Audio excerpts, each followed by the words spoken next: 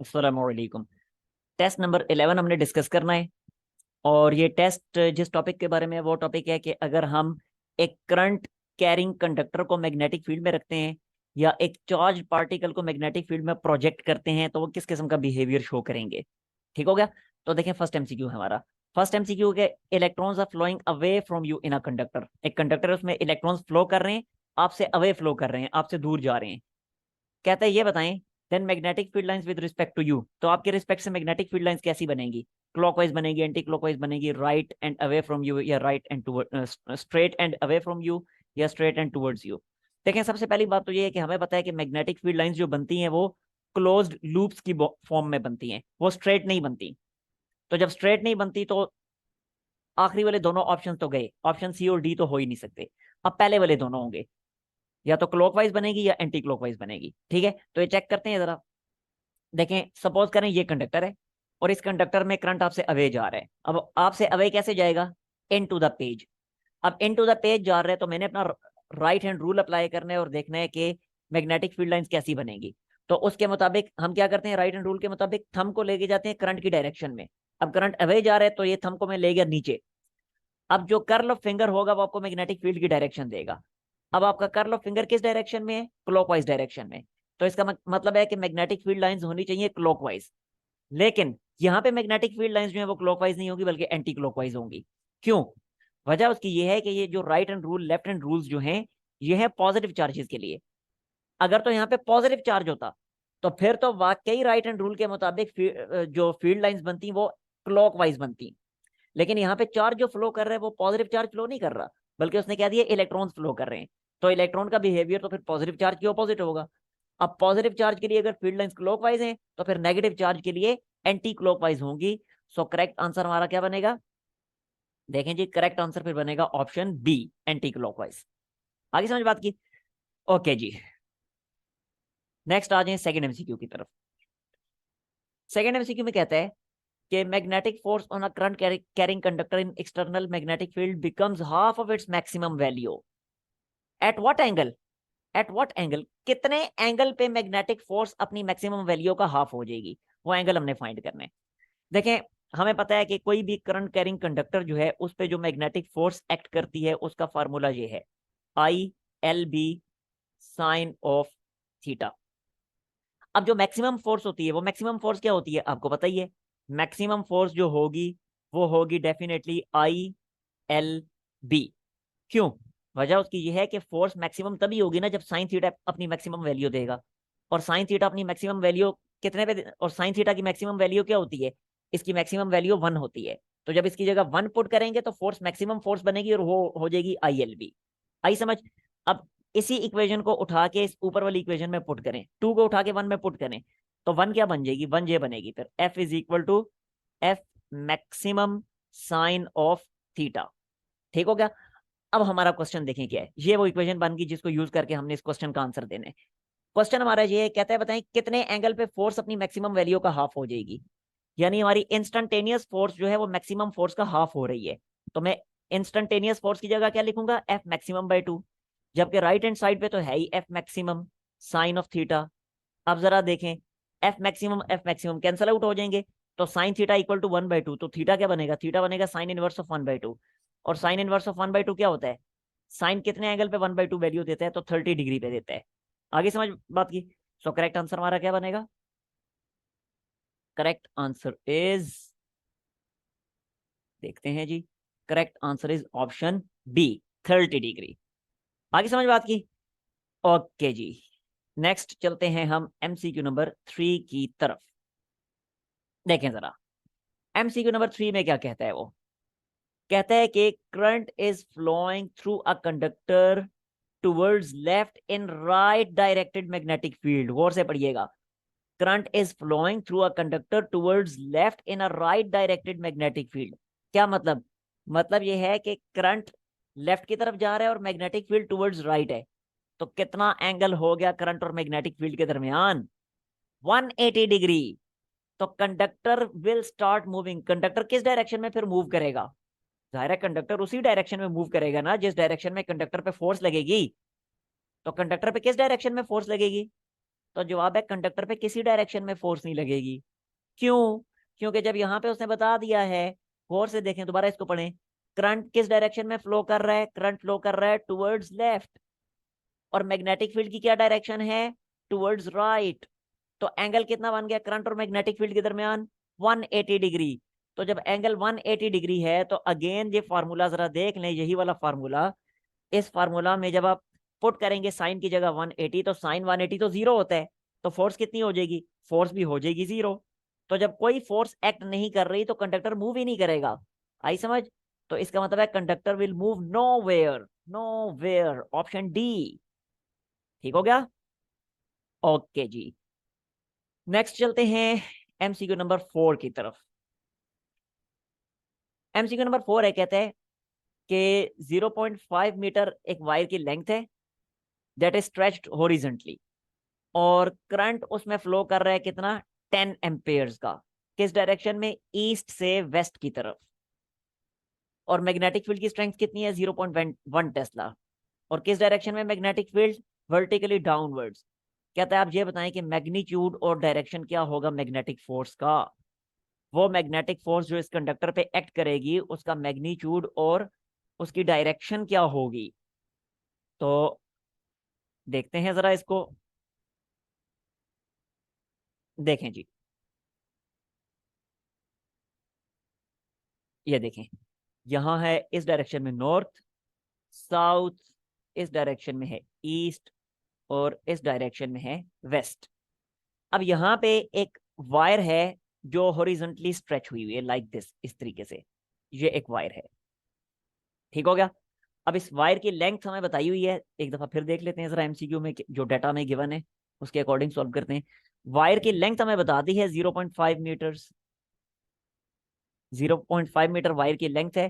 Current इसमें flow कर रहा है 10 एम्पेयर का ईस्ट से वेस्ट की तरफ, 10 एम्पेयर का करंट फ्लो कर रहा है ईस्ट से वेस्ट की तरफ, और फील्ड लाइन, मैग्नेटिक फील्ड जो है वो इनवर्ड है 0.1 टेस्ला की। देखें जी इस चीज को, अब इस तरीके से मैग्नेटिक फील्ड इनवर्ड है, तो जब इनवर्ड है तो फिर क्रॉस आएंगे, ठीक है, इस तरीके से इनवर्ड इनटू द पेज। और कितनी है मैग्नेटिक फील्ड की स्ट्रेंथ, 0.1 टेस्ला। अब कहता है बताएं मैग्नेटिक फोर्स कितनी होगी, तो कैलकुलेट कर लेते हैं मैग्नेटिक फोर्स का फार्मूला, ILB, यानी कंडक्टर पे जो मैग्नेटिक फोर्स एक्ट करती है उसका ये फार्मूला होता है ILB साइन ऑफ थीटा।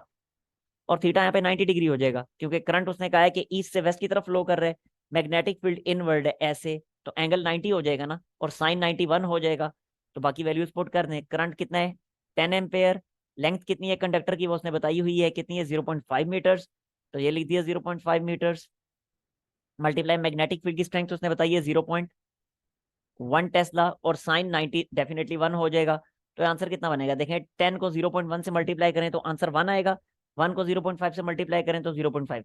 लें जी, फोर्स का मैग्नीट्यूड तो हमें पता चल गया 0.5 न्यूटन। अब ये फोर्स किस डायरेक्शन में एक्ट करेगी, तो उसके लिए आप अप्लाई करेंगे Fleming's left hand rule. Fleming's left hand rule अपने अप्लाई करना है, उसके लिए आपको पता है ये करंट की डायरेक्शन होती है, ये मैग्नेटिक फील्ड की डायरेक्शन होती है, और ये मैग्नेटिक फोर्स की डायरेक्शन होती है।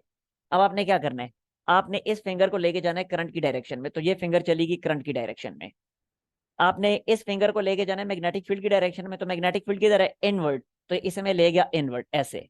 ठीक है, अब थंब मेरा किस तरफ आ रहा है, देखिए थंब आ रहा है डाउनवर्ड, थंब किधर आ रहा है, थंब आ रहा है डाउनवर्ड। तो जब थंब डाउनवर्ड आ रहा है तो इसका मतलब है मैग्नेटिक फोर्स आएगी डाउनवर्ड, तो 0.5 न्यूटन की फोर्स है, 0.5 न्यूटन की फोर्स है जो कि है डाउनवर्ड। तो देखें जरा करेक्ट आंसर क्या बनता है, 0.5 न्यूटन की फोर्स डाउनवर्ड, 0.5 न्यूटन की फोर्स डाउनवर्ड, और डाउनवर्ड साउथ था, ठीक है ना, तो 0.5 न्यूटन टुवर्ड्स साउथ, सॉरी गलत मार्क कर दिया, ये ऑप्शन ए है, 0.5 न्यूटन टुवर्ड्स साउथ। ठीक हो गया जी? ओके जी,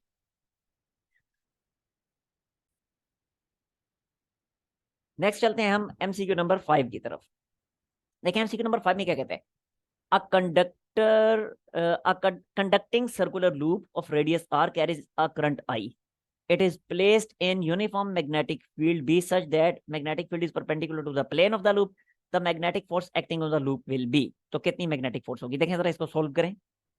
नंबर 5, ये देखें जरा, ये लूप है जो कि हॉरिजॉन्टल प्लेन में है, लाइक इस तरह से, इसमें करंट फ्लो कर रहा है किसी स्पेसिफिक डायरेक्शन में, चले हम कह देते हैं करंट इसी डायरेक्शन में फ्लो कर रहा है ऐसे।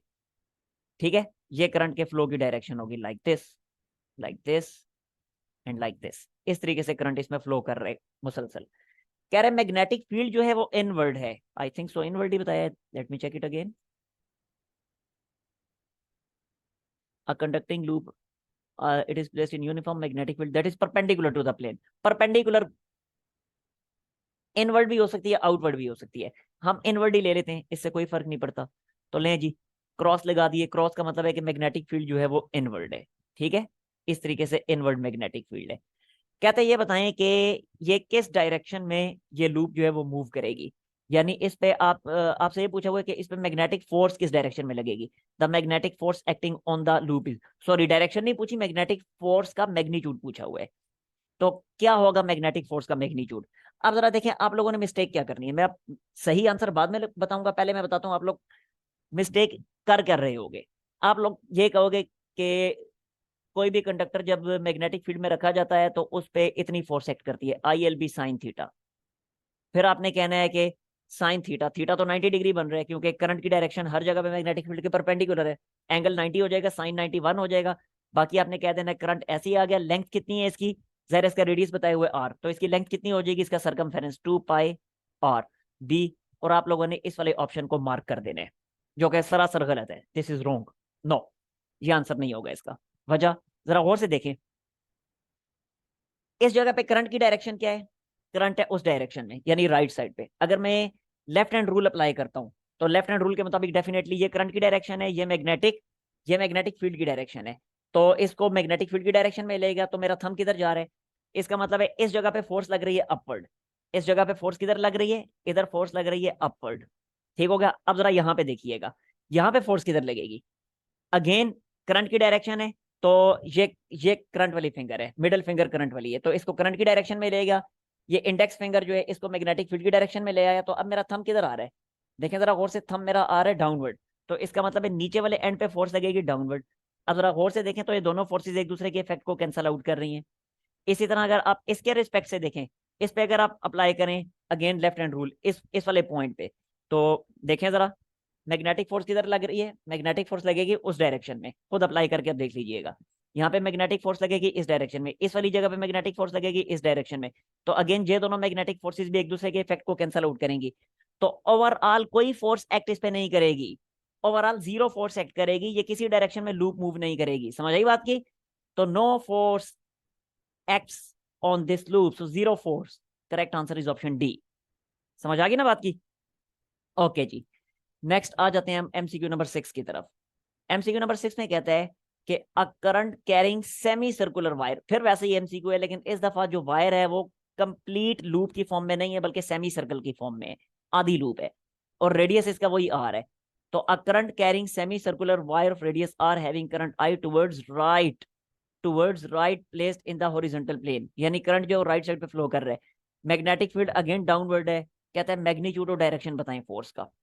अब जरा देखें अब जो है होगा क्या, देखें अब ये सेमी सर्कुलर वायर है लाइक दिस, इस तरह से, अब सेमी सर्कुलर वायर है और मैग्नेटिक फील्ड एक दफा फिर इसी तरह इनवर्ड। अब इस मर्तबा मैग्नेटिक फोर्स जीरो नहीं होगी, क्यों, पहले क्यों जीरो थी, पहले इसलिए जीरो थी क्योंकि ऊपर वाले हिस्से में अगर फोर्स अपवर्ड थी तो नीचे वाले हिस्से में फोर्स डाउनवर्ड थी, वो दोनों एक दूसरे के इफेक्ट को कैंसिल कर रही थी। अब यहाँ पे है ही कौन सा हिस्सा, सिर्फ और सिर्फ ऊपर वाला हिस्सा, नीचे वाला हिस्सा तो है ही नहीं। आई समझ बात की। तो इसलिए यहाँ पे अब नेट मैग्नेटिक फोर्स जीरो नहीं होगी, किस डायरेक्शन में होगी पहले वो डिसाइड कर लें। देखें जरा इस केस में देखें, इस वाले ऊपर वाले एंड पे फोर्स किधर लग रही थी, अपर डायरेक्शन में, तो यहाँ भी तो फोर्स अपर डायरेक्शन में ही लगेगी। ठीक है, यहाँ पे ये जो राइट साइड वाला जो था पॉइंट, इस पे फोर्स लग रही थी टुवर्ड्स राइट, तो यहाँ भी फोर्स टुवर्ड्स राइट ही लगेगी। आई समझ।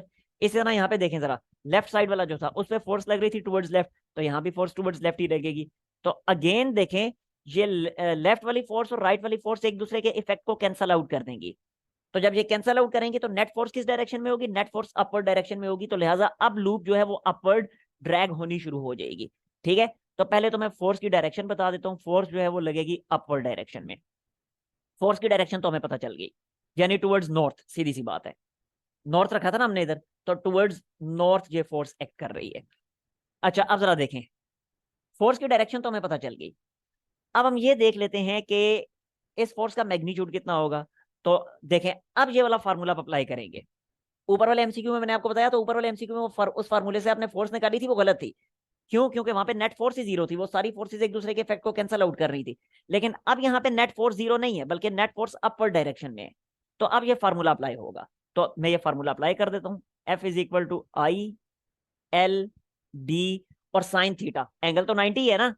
करंट देखें, करंट इस डायरेक्शन में, उसने कहा था टूवर्ड्स राइट है, तो करंट टूवर्ड्स राइट है, तो अब जो है वो एंगल 90 डिग्री है। ठीक हो गया? तो साइन 91 होता है। अब जरा देखें, करंट तो ऐसे ही आ जाएगा। लेंथ कितनी है? लेंथ इसकी कितनी है? इसका आधा सर्कमफेरेंस। पूरा सर्कमफेरेंस होता है 2 पाई आर, तो आधा क्या होगा? Pi R. तो लें जी, I pi R B, I pi R B upwards, I pi R B upward. But I think so कि यहाँ पे डायरेक्शन हमसे नहीं पूछी हुई थी, पूछी है, यस। तो pi pi R I B up, yes, this is the correct answer, option B. समझ आ गई ना बात की? ओके जी, नेक्स्ट आ जाते हैं हम एमसीक्यू नंबर 7 की तरफ, जो कि इंतहाई आसान है। कहता है दो वायर्स हैं जिनमें पैरेलल करंट्स हैं, वो क्या करेंगी? एक दूसरे पे अट्रैक्टिव फोर्स एक्सर्ट करेंगी, या रिपल्सिव, या परपेंडिकुलर फोर्स, या किसी किस्म की कोई फोर्स एक्सर्ट नहीं करेंगी। देखें, बहुत आसान। दो वायर्स, लाइक ये देखें, ये एमसीक्यू नंबर कौन सा है? नंबर 7 है।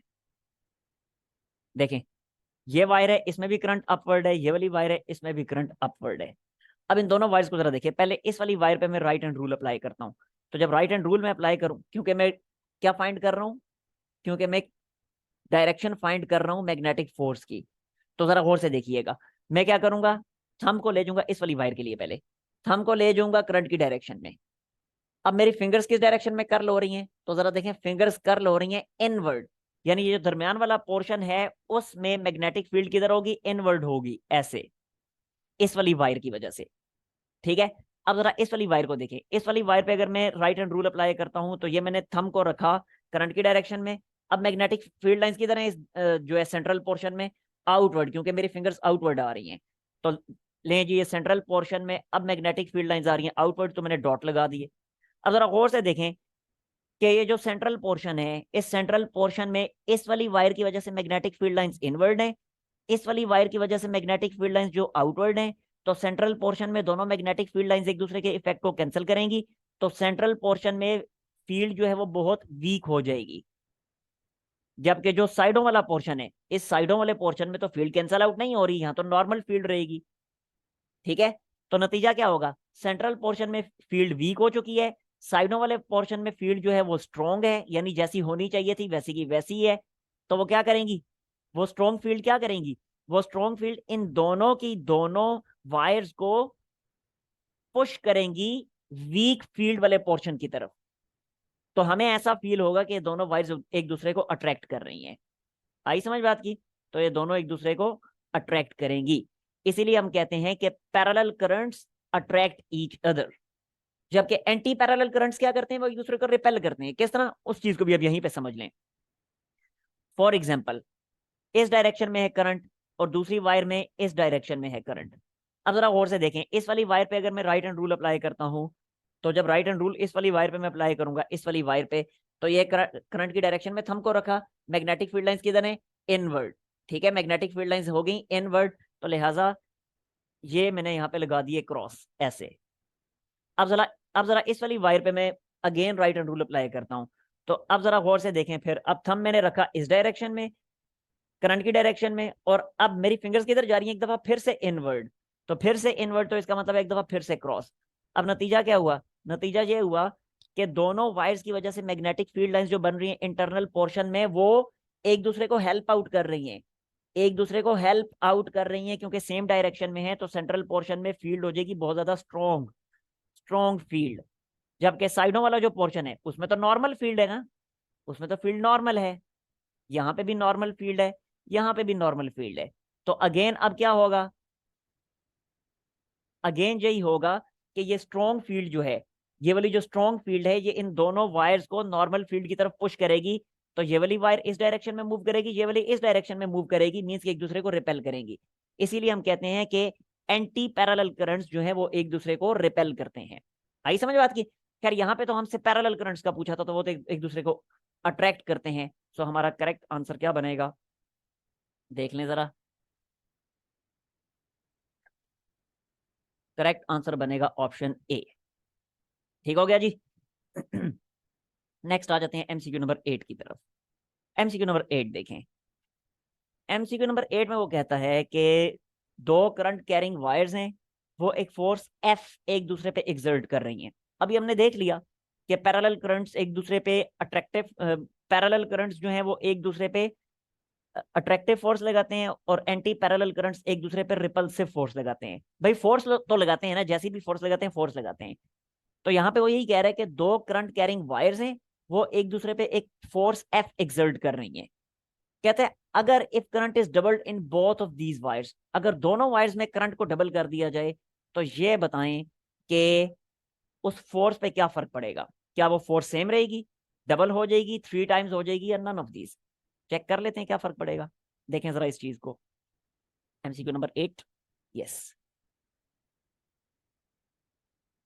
देखें। जब किसी भी वायर को मैग्नेटिक फील्ड, किसी एक्सटर्नल मैग्नेटिक फील्ड में रखा जाता है, तो ये वाली फोर्स उस पर एक्ट करती है।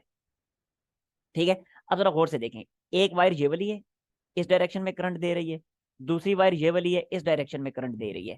अब जरा गौर से देखें, इस वायर का करंट एक मैग्नेटिक फील्ड प्रोड्यूस कर रहा है ना, तो इस वायर का करंट जो मैग्नेटिक फील्ड प्रोड्यूस कर रहा है, उसी मैग्नेटिक फील्ड में हमने इस वाली वायर को रखा हुआ है। लेकिन साथ ही साथ ये वाली वायर जो है, इसका जो करंट है वो भी एक मैग्नेटिक फील्ड प्रोड्यूस कर रहा है, और उसकी मैग्नेटिक फील्ड में हमने इस वाली वायर को रखा हुआ है। इसका मतलब ये हुआ कि दोनों वायर्स एक दूसरे की मैग्नेटिक फील्ड में हैं। इसकी जो मैग्नेटिक फील्ड है वो इस वाले वायर के रिस्पेक्ट से एक्सटर्नल मैग्नेटिक फील्ड है, और इसी तरह इस वाली वायर की जो फील्ड है वो उसके रिस्पेक्ट से एक्सटर्नल मैग्नेटिक फील्ड है। आगे समझ बात की। अब जरा देखें कि अगर मैं इसके करंट को डबल करता हूं, अगर मैं इसके करंट को डबल करता हूं, 2i कर दिया मैंने करंट को, करंट तो डबल हो गया, लेकिन साथ ही साथ करंट के डबल होने से क्या मैग्नेटिक फील्ड भी डबल नहीं हो जाएगी? जाहिर सी बात है, ये करंट जो है, ये करंट जो है ये एक स्पेसिफिक मैग्नेटिक फील्ड को प्रोड्यूस कर रहा था। अगर इस करंट को डबल कर दिया, तो इसकी वजह से पैदा होने वाली मैग्नेटिक फील्ड भी तो डबल होगी, तो वो भी तो 2b हो गई ना। आई समझ? तो अब जब यहीं पे इसी फार्मूला में जब मैं पुट करूंगा करंट को, अगर मैं i से 2i कर देता हूं, लेंथ उतनी की उतनी है, वायर की कोई फर्क नहीं पड़ा। मैग्नेटिक फील्ड जो है वो b से 2b हो गई, तो क्या फर्क पड़ा? ये फर्क पड़ा, 2 से कितना हो गया 4, ये बन गया 4ILB sine of theta. Yes, तो फोर्स कितनी हो गई? फोर्स जो है वो 4 टाइम्स इंक्रीज हो गई। आई समझ? तो जब दोनों के करंट्स को डबल करेंगे तो फोर्स 4 टाइम्स इंक्रीज हो जाएगी, क्योंकि करंट करंट के डबल करने से सिर्फ करंट नहीं डबल हुआ, मैग्नेटिक फील्ड भी डबल हो गई है। समझ आ गई ना बात की? अच्छा, अब जरा इस चीज को भी देख लें कि अगर अगर जो है वो सिर्फ एक वायर के करंट को डबल किया जाए, उस पर क्या फर्क पड़ेगा। अब इस चीज को भी समझें जरा। देखें, ये मैंने लिख के रख दी है। अगर एक वायर के करंट को डबल किया जाए, अब क्या फर्क पड़ेगा, जरा गौर से देखिएगा। अगेन मैं दोनों वायर पहले यहाँ पे ड्रॉ करता हूँ। ये एक वायर है, ये दूसरी वायर है। एक वायर के करंट को, सिर्फ एक वायर के करंट को मैं डबल कर रहा हूँ। सपोज करें मैं इसी के करंट को डबल कर रहा हूँ, चले मैंने इसके करंट को डबल कर दिया। ये आई से कितना हो गया, 2i। ठीक है, ये आई से 2i हो गया। अच्छा, जब इसके करंट को डबल कर दिया तो डेफिनेटली इसकी मैग्नेटिक फील्ड भी डबल हो जाएगी, वो 2b हो गई। लेकिन ये वाली जो वायर है, इसका तो करंट डबल नहीं हुआ ना, मैंने तो एक के करंट को डबल किया है, इसका तो करंट आई का आई ही है। अब जरा देखें, अब मैग्नेटिक फोर्स क्या हो जाएगी, अब न्यू मैग्नेटिक फोर्स क्या हो जाएगी, ये देखें, एफ करंट।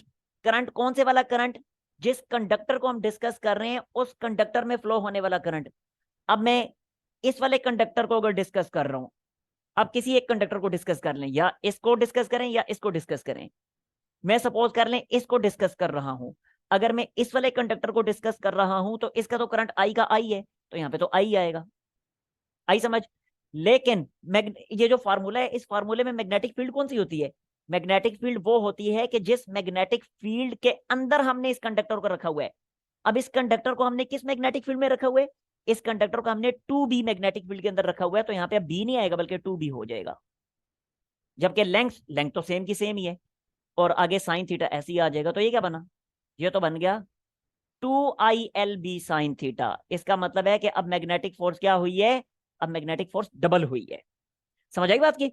अब आप लोगों ने कंफ्यूज होना है, आप लोगों ने कहना है अगर इस वाले कंडक्टर के रिस्पेक्ट से करें तो आंसर चेंज आएगा। नहीं आएगा चेंज, देखें सेम आंसर आएगा। मैं करके दिखाता हूं आपको, फिर से देखें। F is equal to, again अब मैं इस कंडक्टर को डिस्कस कर रहा हूं ना, तो जब इस कंडक्टर को डिस्कस कर रहा हूं तो अब करंट इस वाले कंडक्टर का आएगा, तो फिर मैं 2I लिखूंगा यहां पे, ये लिख दिया 2I।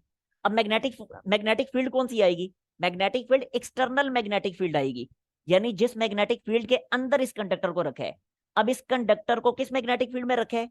जाहिर है इसकी अपनी मैग्नेटिक फील्ड में तो नहीं ना रखा हुआ। इस कंडक्टर को हमने उस मैग्नेटिक फील्ड में रखा है कि जो मैग्नेटिक फील्ड इसकी वजह से प्रोड्यूस हुई, और इसकी वजह से पैदा होने वाली मैग्नेटिक फील्ड क्या है? जाहिर है इसका करंट आई है, तो इसकी मैग्नेटिक फील्ड भी बी होगी। आई समझ? तो इसकी मैग्नेटिक फील्ड जो है, इसको जिस मैग्नेटिक फील्ड में रखा हुआ है वो वाली मैग्नेटिक फील्ड है, बी मैग्नेटिक फील्ड, तो बी का बी आएगा। ठीक है, और आगे लेंथ तो वही है साइन थीटा, तो देखें कोई फर्क पड़ा? सेम आंसर आया 2ILB साइन थीटा। समझ आ गई ना बात की? अब उम्मीद है कि इससे रिलेटेड जितने भी MCQ जैसे मर्जी घुमा फिरा के आ जाएं, अब इंशाल्लाह आपसे हो जाएंगे। ठीक हो गया? तो अगर दोनों के करंट को डबल किया जाए तो मैग्नेटिक फील्ड 4 टाइम्स हो जाएगी, और अगर एक के करंट को डबल किया जाए तो मैग्नेटिक फील्ड 2 टाइम्स हो जाएगी। इसी तरह सपोज करें अगर दोनों के करंट को 3 टाइम्स कर दिया जाए, दोनों के करंट को 3 टाइम्स कर दिया जाए तो मैग्नेटिक फील्ड कितनी हो जाएगी?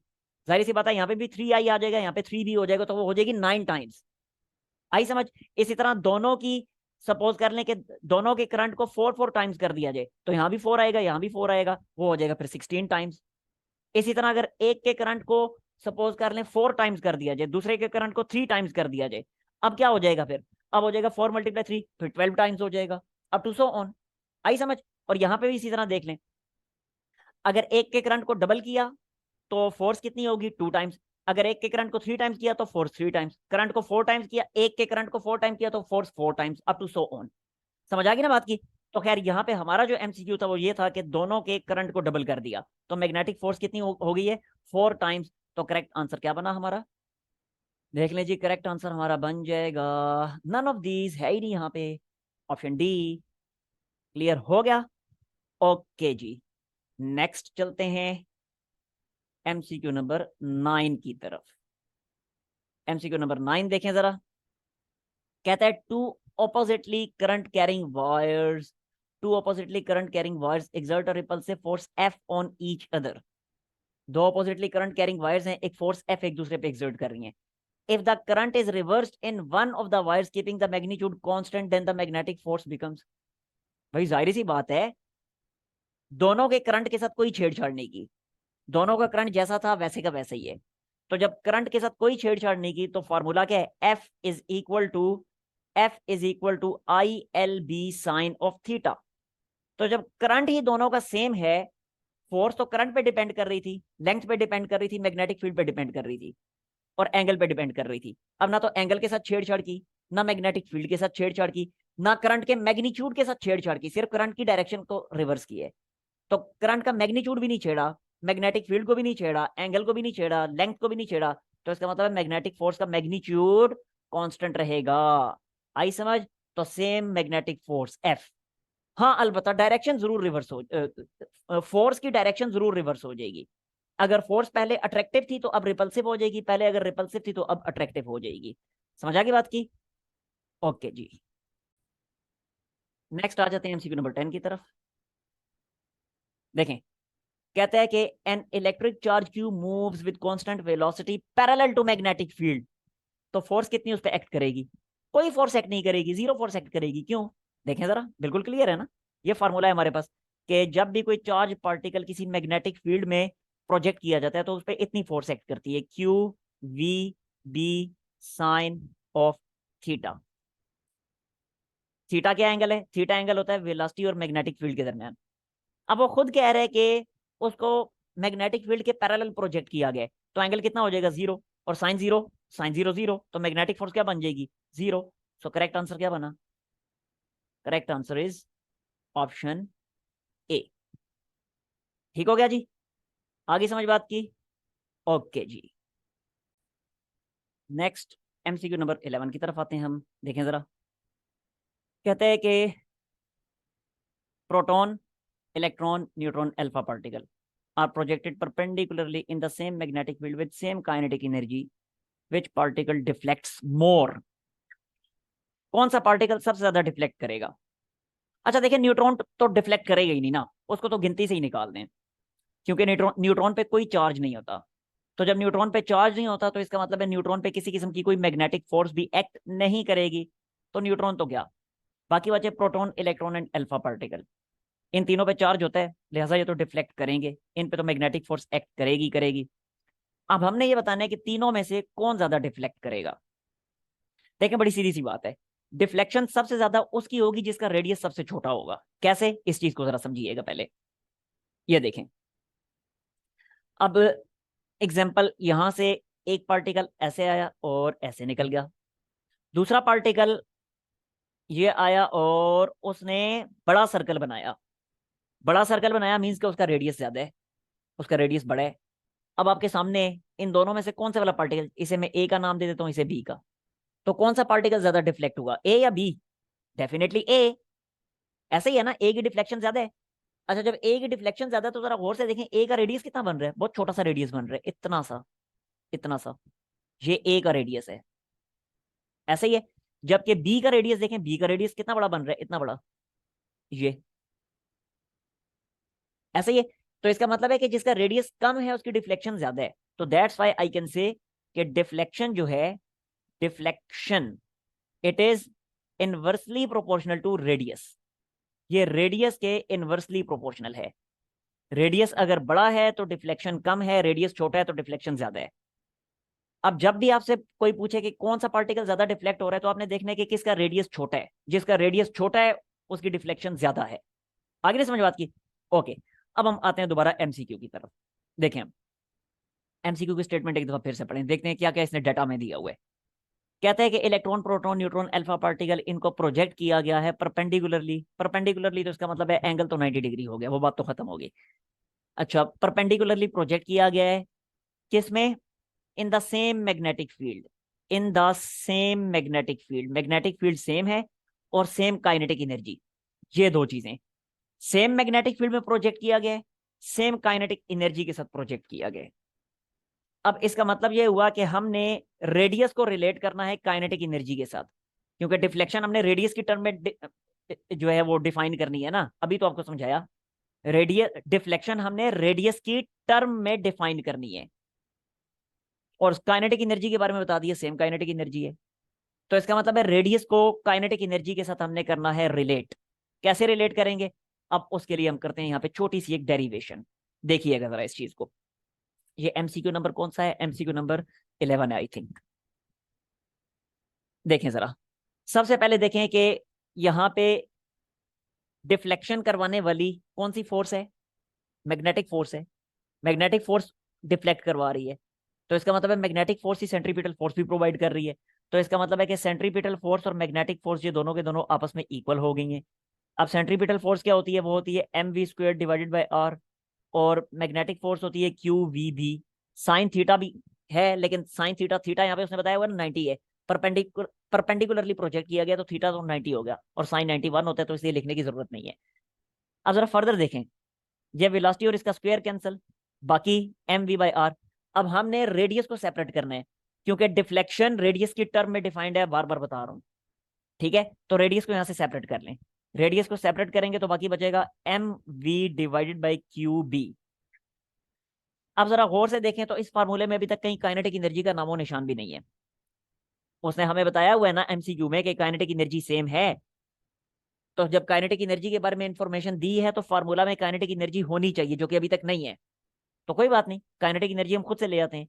काइनेटिक एनर्जी किसकी इक्वल होती है, काइनेटिक एनर्जी इक्वल होती है 1/2 एम वी स्क्वेयर के इक्वल। ऐसा ही है, 1/2 एम वी स्क्वेयर के इक्वल। तो ये वेलोसिटी तो यहाँ पे मौजूद है ना, तो वेलोसिटी की वैल्यू यहाँ से सेपरेट कर लें तो वेलोसिटी क्या बनेगी, वेलोसिटी बनेगी 2 times kinetic energy divided by M inside the square root. ठीक है, तो यहाँ पे वेलोसिटी की वैल्यू वो वाली पुट कर दें, तो radius is equal to M by Q B, और वेलोसिटी की जगह आ जाएगा 2 times kinetic energy divided by M inside the square root. Further simplify करें इसको तो ये क्या बन जाएगा, फर्दर सिंप्लीफिकेशन से ये बन जाएगा, जाहिर सी बात है एम जो है वो जब स्क्वायर रूट के अंदर यहां से इस m को जब स्क्वायर रूट के अंदर शिफ्ट करेंगे तो कैंसिलेशन के बाद ये चीज हमें मिलेगी, 2 times kinetic energy into m, ठीक हो गया, inside the square root divided by Q B. आगे समझ। अब आप लोगों को परेशानी हो रही होगी भाई ये कैसे बन गया, तो भाई देखे ना, मैथ है ना, मैथ को जब स्क्वायर रूट में अंदर स्क्वायर रूट के अंदर लेके जाएंगे तो m स्क्वायर बनेगा। अब अंदर m स्क्वायर होगा, नीचे m होगा, तो m और ऊपर m स्क्वायर कैंसिल होगा, तो ऊपर m बाकी बच जाएगा, वो m मैंने अंदर ये ऊपर लिख दिया स्क्वायर रूट के अंदर ही। आगे समझ। अब जरा देखें, अब हमारा फार्मूला तैयार हो चुका है। काइनेटिक एनर्जी के बारे में उसने बता दिया, काइनेटिक एनर्जी कांस्टेंट है। साथ ही साथ साथ उसने ये बता दिया कि सारे पार्टिकल सेम मैग्नेटिक फील्ड में प्रोजेक्ट किए गए हैं। तो ये चीज जिन पे मैंने टिक लगाया, काइनेटिक एनर्जी और मैग्नेटिक फील्ड, ये तो होगी कांस्टेंट। तो अब रेडियस किस पे डिपेंड कर रहा है, मास पे और चार्ज पे। ऐसे ही है, 2 भी तो कांस्टेंट है। तो अब फाइनली ये क्या बनेगा, ये बनेगा radius is proportional to radius is proportional to under root m divided by Q. तो ये वो रिलेशन है जो हमें हेल्प देगी अब हमें हमें हमारे एमसीक्यू के आंसर तक पहुंचने में। ठीक है, इस रिलेशन को अगले पेज पे मैं जरा सही करके लिख लेता हूं। तो ये देखें जरा, radius is proportional to under root m divided by charge. लें जी, अब ये square root of mass to charge ratio, ये रेशो अब जिसकी ग्रेटर होगी उसका रेडियस ग्रेटर होगा, उसकी डिफ्लेक्शन कम होगी। और जिसके लिए ये रेशो स्मॉल आ रही होगी, जिसके लिए ये रेशो स्मॉल आ रही होगी उसके लिए रेडियस स्मॉल आएगा, रेडियस स्मॉल आएगा तो उसके लिए डिफ्लेक्शन ज्यादा होगी। ठीक है, अब जरा इलेक्ट्रॉन, प्रोटॉन, अल्फा पार्टिकल तीनों के लिए रेशो देख लेते हैं। तो देखें जरा, radius of electron is proportional to, electron के मास को मैं m ही कहता हूं, इलेक्ट्रॉन के चार्ज को मैं e कहता हूं, ऐसे ही रहने देता हूं क्योंकि इलेक्ट्रॉन का मास सबसे कम है। अब जरा प्रोटॉन के लिए देखें, प्रोटॉन, प्रोटॉन के लिए हमें पता है कि प्रोटॉन और इलेक्ट्रॉन का चार्ज सेम होता है, मैग्नीट्यूड की बात कर रहा हूं। तो जब इलेक्ट्रॉन का चार्ज ई है तो प्रोटॉन का चार्ज भी ई होगा। लेकिन हमें पता है कि प्रोटॉन का जो मास है वो इलेक्ट्रॉन के मास से 1836 टाइम ज्यादा होगा, तो ये लिख दिया 1836 m। ठीक हो गया। अब अल्फा पार्टिकल के लिए देख लें, अल्फा पार्टिकल प्रोपोर्शनल टू, अब अल्फा पार्टिकल का मास जाहिर सी बात है प्रोटॉन के मास से 4 टाइम ज्यादा होता है। तो यहाँ पे ये प्रोटॉन का मास है, तो अल्फा पार्टिकल के लिए हो जाएगा 4 multiply 1836 m divided bye, alpha particle का चार्ज प्रोटॉन के चार्ज से डबल होता है तो वो हो जाएगा 2e। अब बिल्कुल क्लियर है, ये 4 जब बाहर आएगा तो 2 बनेगा, वो इस वाले 2 से कैंसिल होगा, तो बाकी क्या बचा, बाकी वही चीज बन गई, बाकी वही चीज बन गई जो कि प्रोटॉन के लिए थी।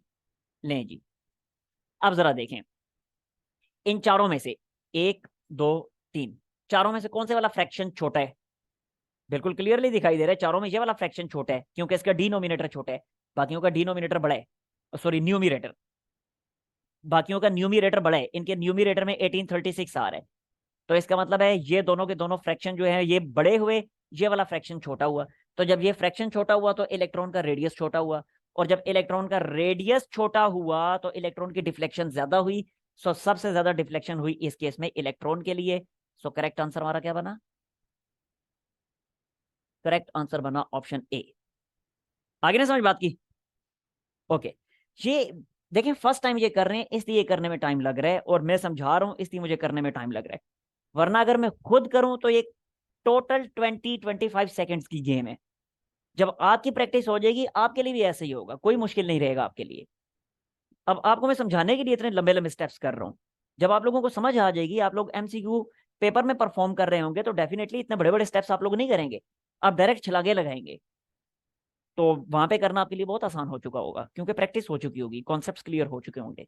ठीक है, तो इसलिए अभी परेशान नहीं होना, जस्ट आप प्रैक्टिस करें, आहिस्ता आहिस्ता आपकी भी ऐसी ग्रिप बन जाएगी। ठीक है, नेक्स्ट आते हैं एमसीक्यू नंबर 12 की तरफ। देखें जरा, again proton, electron, neutron, alpha particle, again वही चारों पार्टिकल हैं, फिर से इनको प्रोजेक्ट किया गया सेम मैग्नेटिक फील्ड में, लेकिन इस दफा पोटेंशियल डिफरेंस इनका सेम है। कहता है बताएं कौन से वाला पार्टिकल जो है सबसे ज्यादा डिफ्लेक्ट करेगा। अब जरा देखिए यहाँ पे हमने किसके बारे में बताना है, यहाँ पे हमें कौन सी वाली इंफॉर्मेशन गिवन है, यहाँ हमें इंफॉर्मेशन गिवन है पोटेंशियल डिफरेंस की, कि they have same potential difference. ऊपर वाले एमसीक्यू में हमें सेम काइनेटिक एनर्जी गिवन थी, यहाँ पे सेम पोटेंशियल डिफरेंस गिवन है। ठीक है, तो देखें ऊपर वाले एमसीक्यू में हमने रेडियस की काइनेटिक एनर्जी के साथ रिलेशन एस्टेब्लिश की थी, यहां पे हम रेडियस की पोटेंशियल डिफरेंस के साथ रिलेशनशिप एस्टेब्लिश करेंगे। समझ आ गई बात की? तो देखें जरा सिंप्लीफिकेशन स्टार्ट करते हैं। देखिए जरा इस चीज को, यहां तक तो हमने कैलकुलेशन कर ली थी, radius is equal to M V divided by Q B, लिहाजा इसको मैं एज इट इज लिख देता हूं, radius is equal to M V divided by Q B, radius is equal to M V divided by Q P. ये MCQ number 12 है हमारा। Okay, अब हमने रेडियस की पोटेंशियल डिफरेंस के साथ रिलेशनशिप एस्टेब्लिश करनी है। ये पोटेंशियल डिफरेंस नहीं है, ये वेलोसिटी है अभी।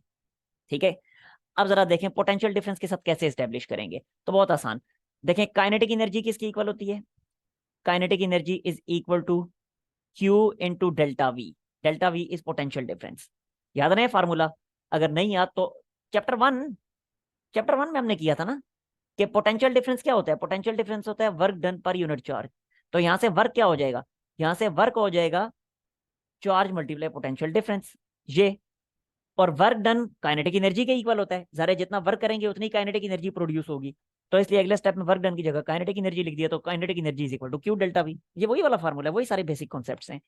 ठीक है, अब जरा देखें हमारे पास फार्मूला में वेलोसिटी है, तो मैं काइनेटिक एनर्जी की जगह लिख देता हूँ 1/2 एम वेलोसिटी का स्क्वायर। ठीक है, यू स्क्वायर लिख देता हूँ, यहां भी मैं यू कर देता हूँ ताकि कंफ्यूजन ना हो किसी किस्म की। ठीक है, और यहाँ पे है Q delta V, delta V is potential difference. अब जरा देखें यहां से वेलोसिटी क्या बनेगी, वेलोसिटी बन जाएगी 2q delta V divided by m inside the square root. अब यहाँ पे वेलोसिटी की जगह ये वैल्यू पुट करें तो रेडियस और पोटेंशियल डिफरेंस के दरमियान रिलेशनशिप एस्टेब्लिश हो चुकी है। तो radius is equal to m divided by Q B, और यहाँ पे इसकी जगह लिख दिया 2q delta V divided by m। ठीक हो गया? फर्दर सिंप्लीफाई करें तो m जब अंदर शिफ्ट होगा तो डेफिनेटली m स्क्वायर बनेगा, वो m स्क्वायर नीचे वाले m से कैंसल आउट होगा, तो ऊपर क्या रह जाएगा, ऊपर रह जाएगा m। इसी तरह ये q है, ये अंदर शिफ्ट होगा तो डिनोमिनेटर में q स्क्वायर आएगा, ऊपर वाले q से कैंसल होगा तो नीचे क्या रह जाएगा, नीचे रह जाएगा q डेल्टा v। आगे समझ बात की? इन और इनसाइड द स्क्वायर रूट, और 1 डिवाइडेड बाई बी, ये b तो बाहर ही थे ना स्क्वायर रूट से, तो 1 डिवाइडेड बाई बी ऐसे ही लिख दिया। लें जी, अब जरा देखें, अब पोटेंशियल डिफरेंस के बारे में उसने बता दिया कि पोटेंशियल डिफरेंस जो है वो है, पोटेंशियल डिफरेंस दोनों के लिए सेम, सेम पोटेंशियल डिफरेंस से उन दोनों उनको उन पार्टिकल्स को प्रोजेक्ट किया गया, तो पोटेंशियल डिफरेंस तो सेम हो गया, मैग्नेटिक फील्ड सेम होगी, तो इसका मतलब है रेडियस किस पे डिपेंड करेगा, मैस और चार्ज पे। तो इसलिए अगले स्टेप में मैं इसको लिख सकता हूं कि radius is inversely proportional to square root of mass to charge ratio. आई समझ? अब ये वो रिलेशन है जिसकी बेस पे हमने उसके क्वेश्चन का आंसर देना है। तो इसको मैं अगले पेज पे लिख लेता हूं दोबारा, R is proportional to mass to charge, r is proportional to mass to charge inside the square root। अब अगेन तीनों पार्टिकल्स, न्यूट्रॉन पे तो किसी किस्म का उस पर कोई फोर्स एक्ट नहीं करेगी, तो कोई डिफ्लेक्शन नहीं होगी उसमें। बाकी इलेक्ट्रॉन के लिए देखें, इलेक्ट्रॉन के लिए प्रोपोर्शनल टू इलेक्ट्रॉन का मैस डिवाइडेड बाय इलेक्ट्रॉन का चार्ज। फर्दर देखें प्रोटॉन के लिए, तो प्रोटॉन का मैस कितना है, 1836 टाइम्स ज्यादा है इलेक्ट्रॉन से, डिवाइडेड बाय इसका चार्ज। और इसी तरह अल्फा पार्टिकल के लिए कितना है, proportional to 4 multiply, alpha particle का मैस ज़्यादा प्रोटॉन से भी 4 टाइम्स ज्यादा है, तो 4 टाइम्स 1836 m डिवाइडेड बाय, और उसका चार्ज जो है वो 2 टाइम्स प्रोटॉन से ज्यादा है, तो 2e हो जाएगा। और अगेन ये दोनों फ्रैक्शंस तो आपस में इक्वल हैं क्योंकि 4 और 2 की कैंसिलेशन जो है, सॉरी इक्वल तो नहीं है, ये ग्रेटर है, ये ग्रेटर है। अब जरा देखें इन चारों में से, इन चारों में से कौन से वाला रेडियस सबसे छोटा है, जाहिर जाहिर सी बात है चारों में से ये वाला रेडियस सबसे छोटा है, ऐसे ही है ना, क्योंकि ये फ्रैक्शन सबसे छोटा है ना, ये वाला फ्रैक्शन सबसे छोटा है तो इसका रेडियस सबसे छोटा है। ठीक हो गया? ये वाला फ्रैक्शन सबसे छोटा है तो इसका रेडियस सबसे छोटा है, तो जब इसका रेडियस सबसे छोटा होता है इस रिलेशनशिप के मुताबिक डिफ्लेक्शन भी सबसे ज्यादा हो जाएगी। आगे समझ बात की? तो इलेक्ट्रॉन के केस में, इलेक्ट्रॉन के केस में रेडियस सबसे छोटा है, तो इसका मतलब है इलेक्ट्रॉन के केस में डिफ्लेक्शन मैक्सिमम हो जाएगी। सो करेक्ट आंसर हमारा क्या बना, देखते हैं जी, करेक्ट आंसर हमारा बन जाएगा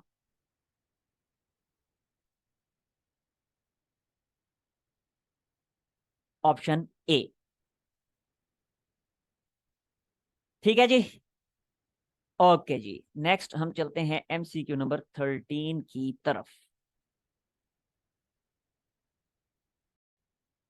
देखें जी, अब एमसीक्यू नंबर 13 को यहाँ पे कहते हैं कि a proton and alpha particle enters a magnetic field normally। Proton और अल्फा पार्टिकल मैग्नेटिक फील्ड में इंटर होते हैं normally. What does it mean? Normally का क्या मतलब? मीन्स के 90 डिग्री के एंगल पे, यानी इनकी जो वेलोसिटीज हैं वो मैग्नेटिक फील्ड के साथ 90 का एंगल बना रही हैं। ठीक हो गया। कहते हैं if the force experience by proton is double then that of alpha particle, तो ये बताएं कि उनकी स्पीड्स की रेशो क्या होगी। अब देखें इन्फॉर्मेशन हमें क्या गिवन है। इन्फॉर्मेशन हमें ये गिवन है कि फोर्स जो है प्रोटॉन पे एक्ट करने वाली जो फोर्स है वो अल्फा पार्टिकल की फोर्स का डबल है। तो हमने बताना है इनकी स्पीड की रेशो क्या है। देखें बहुत आसान। फोर्स का फार्मूला हमें पता है क्या होता है। एमसीक्यू नंबर 13 चल रहा है। फोर्स हमें पता है कि किसी भी पार्टिकल पे, किसी भी चार्ज पार्टिकल पे एक्ट करने वाली जो फोर्स है वो होती है Q we B sine theta. Theta यहाँ पे 90 है तो साइन 91 हो जाएगा, सिंपल इज दैट। अब यहाँ पे जरा गौर से देखें तो अगर मैं, क्योंकि मैंने वेलोसिटीज की रेशो फाइंड करनी है तो यहाँ से वेलोसिटीज को फिर मुझे सेपरेट करना पड़ेगा ना। ये बनेगा F divided by Q B. ठीक हो गया। अब जरा देखें कि मैग्नेटिक फील्ड तो कांस्टेंट है, क्योंकि प्रोटॉन और अल्फा पार्टिकल दोनों को सेम मैग्नेटिक फील्ड में प्रोजेक्ट किया गया है, तो मैग्नेटिक फील्ड तो कांस्टेंट हो गई ना। तो इसका मतलब है कि ये जो स्पीड होगी ये फोर्स टू चार्ज रेशो के डायरेक्टली प्रोपोर्शनल होगी। आई समझ बात की? अब जरा देखें, मुझे फाइंड करनी है स्पीड्स की रेशो किस किस की, प्रोटॉन और अल्फा पार्टिकल की। तो speed of proton divided by speed of alpha particle will be equal to, will be directly proportional to what? देखें जरा, स्पीड फोर्स के डायरेक्टली प्रोपोर्शनल है, तो इसका मतलब है कि प्रोटॉन की स्पीड प्रोटॉन की फोर्स के डायरेक्टली प्रोपोर्शनल हुई, और अल्फा पार्टिकल की स्पीड अल्फा पार्टिकल की फोर्स के डायरेक्टली प्रोपोर्शनल हुई। फर्दर देखें, स्पीड जो है वो चार्ज के इनवर्सली प्रोपोर्शनल है, तो इसका मतलब है प्रोटॉन की जो स्पीड है वो प्रोटॉन के चार्ज के इनवर्सली प्रोपोर्शनल है, और अल्फा पार्टिकल की जो स्पीड है वो अल्फा पार्टिकल के चार्ज के इनवर्सली प्रोपोर्शनल है। आई ना समझ बात की? अब यहाँ पे हमें क्या बताया गया है? यहाँ पे एक बताया गया कि प्रोटॉन पे एक्ट करने वाली फोर्स अल्फा पार्टिकल की फोर्स का डबल है। तो ये चीज, ये क्या चीज बन जाएगी? देखें जरा, प्रोटॉन की फोर्स अगर 2 है तो अल्फा पार्टिकल की फोर्स 1 हो जाएगी, क्योंकि यही तो बताया है कि प्रोटॉन की फोर्स अल्फा पार्टिकल की फोर्स का डबल है। तो अगर अल्फा पार्टिकल की फोर्स को 1 कहूंगा तो प्रोटॉन की फोर्स 2 हो जाएगी। ठीक हो गया। अब चार्जेस की रेशो की बात करें तो हमें पता है कि अल्फा पार्टिकल का चार्ज प्रोटॉन के चार्ज का डबल होता है।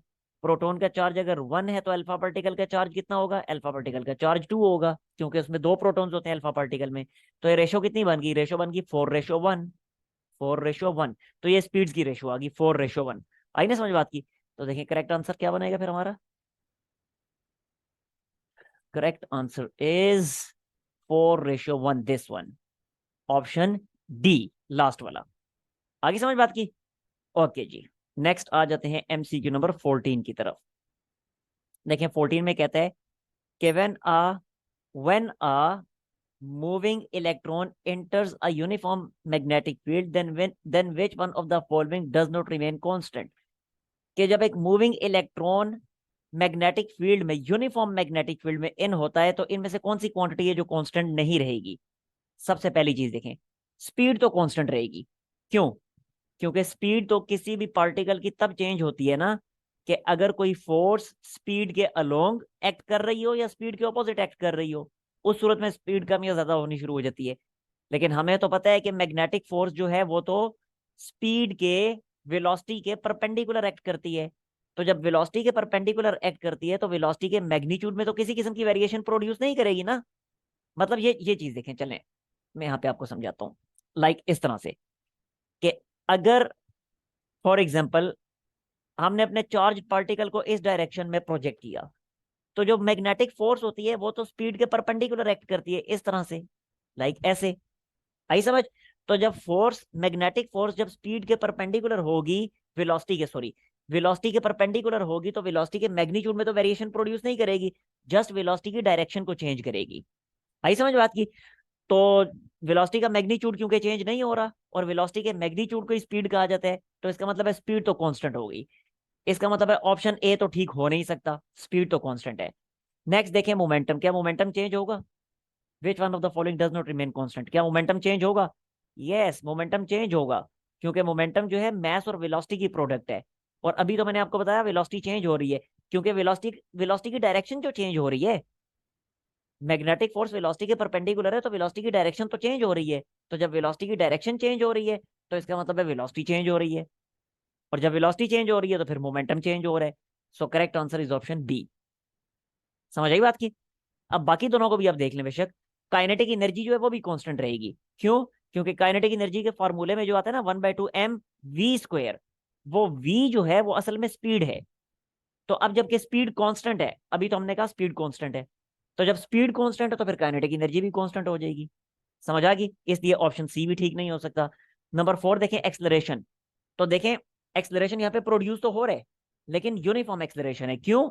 क्योंकि फील्ड जो यूनिफॉर्म है, ये देखें ना, फील्ड जो यूनिफॉर्म है, तो जब फील्ड यूनिफॉर्म है तो फिर मैग्नेटिक फोर्स यूनिफॉर्म होगी। ये देखें जरा, जब फील्ड यूनिफॉर्म है, तो ये देखें फॉर्मूला, जब फील्ड यूनिफॉर्म है, फील्ड जब कांस्टेंट है, तो मैग्नेटिक फोर्स जो है वो फील्ड पे तो डिपेंड कर रही है, तो फिर मैग्नेटिक फोर्स भी कांस्टेंट। तो जब मैग्नेटिक फोर्स कांस्टेंट, तो न्यूटन के सेकंड लॉ के मुताबिक एक्सेलरेशन फोर्स के डायरेक्टली प्रोपोर्शनल होता है, तो फिर एक्सेलरेशन भी कांस्टेंट। समझ आई बात की? तो इसलिए एक्सेलरेशन भी कांस्टेंट रहेगा। तो करेक्ट आंसर बनता है सिर्फ और सिर्फ ऑप्शन डी। समझ आ गई ना बात की? ओके जी, अब चलते हैं हम एमसीक्यू नंबर 15 की तरफ।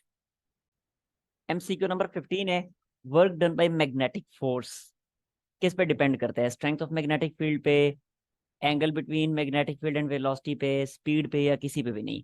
किसी पे भी नहीं। क्यों? क्योंकि work done by magnetic force is always zero. वजह, क्योंकि मैग्नेटिक फोर्स हमेशा डिस्प्लेसमेंट के परपेंडिकुलर होती है।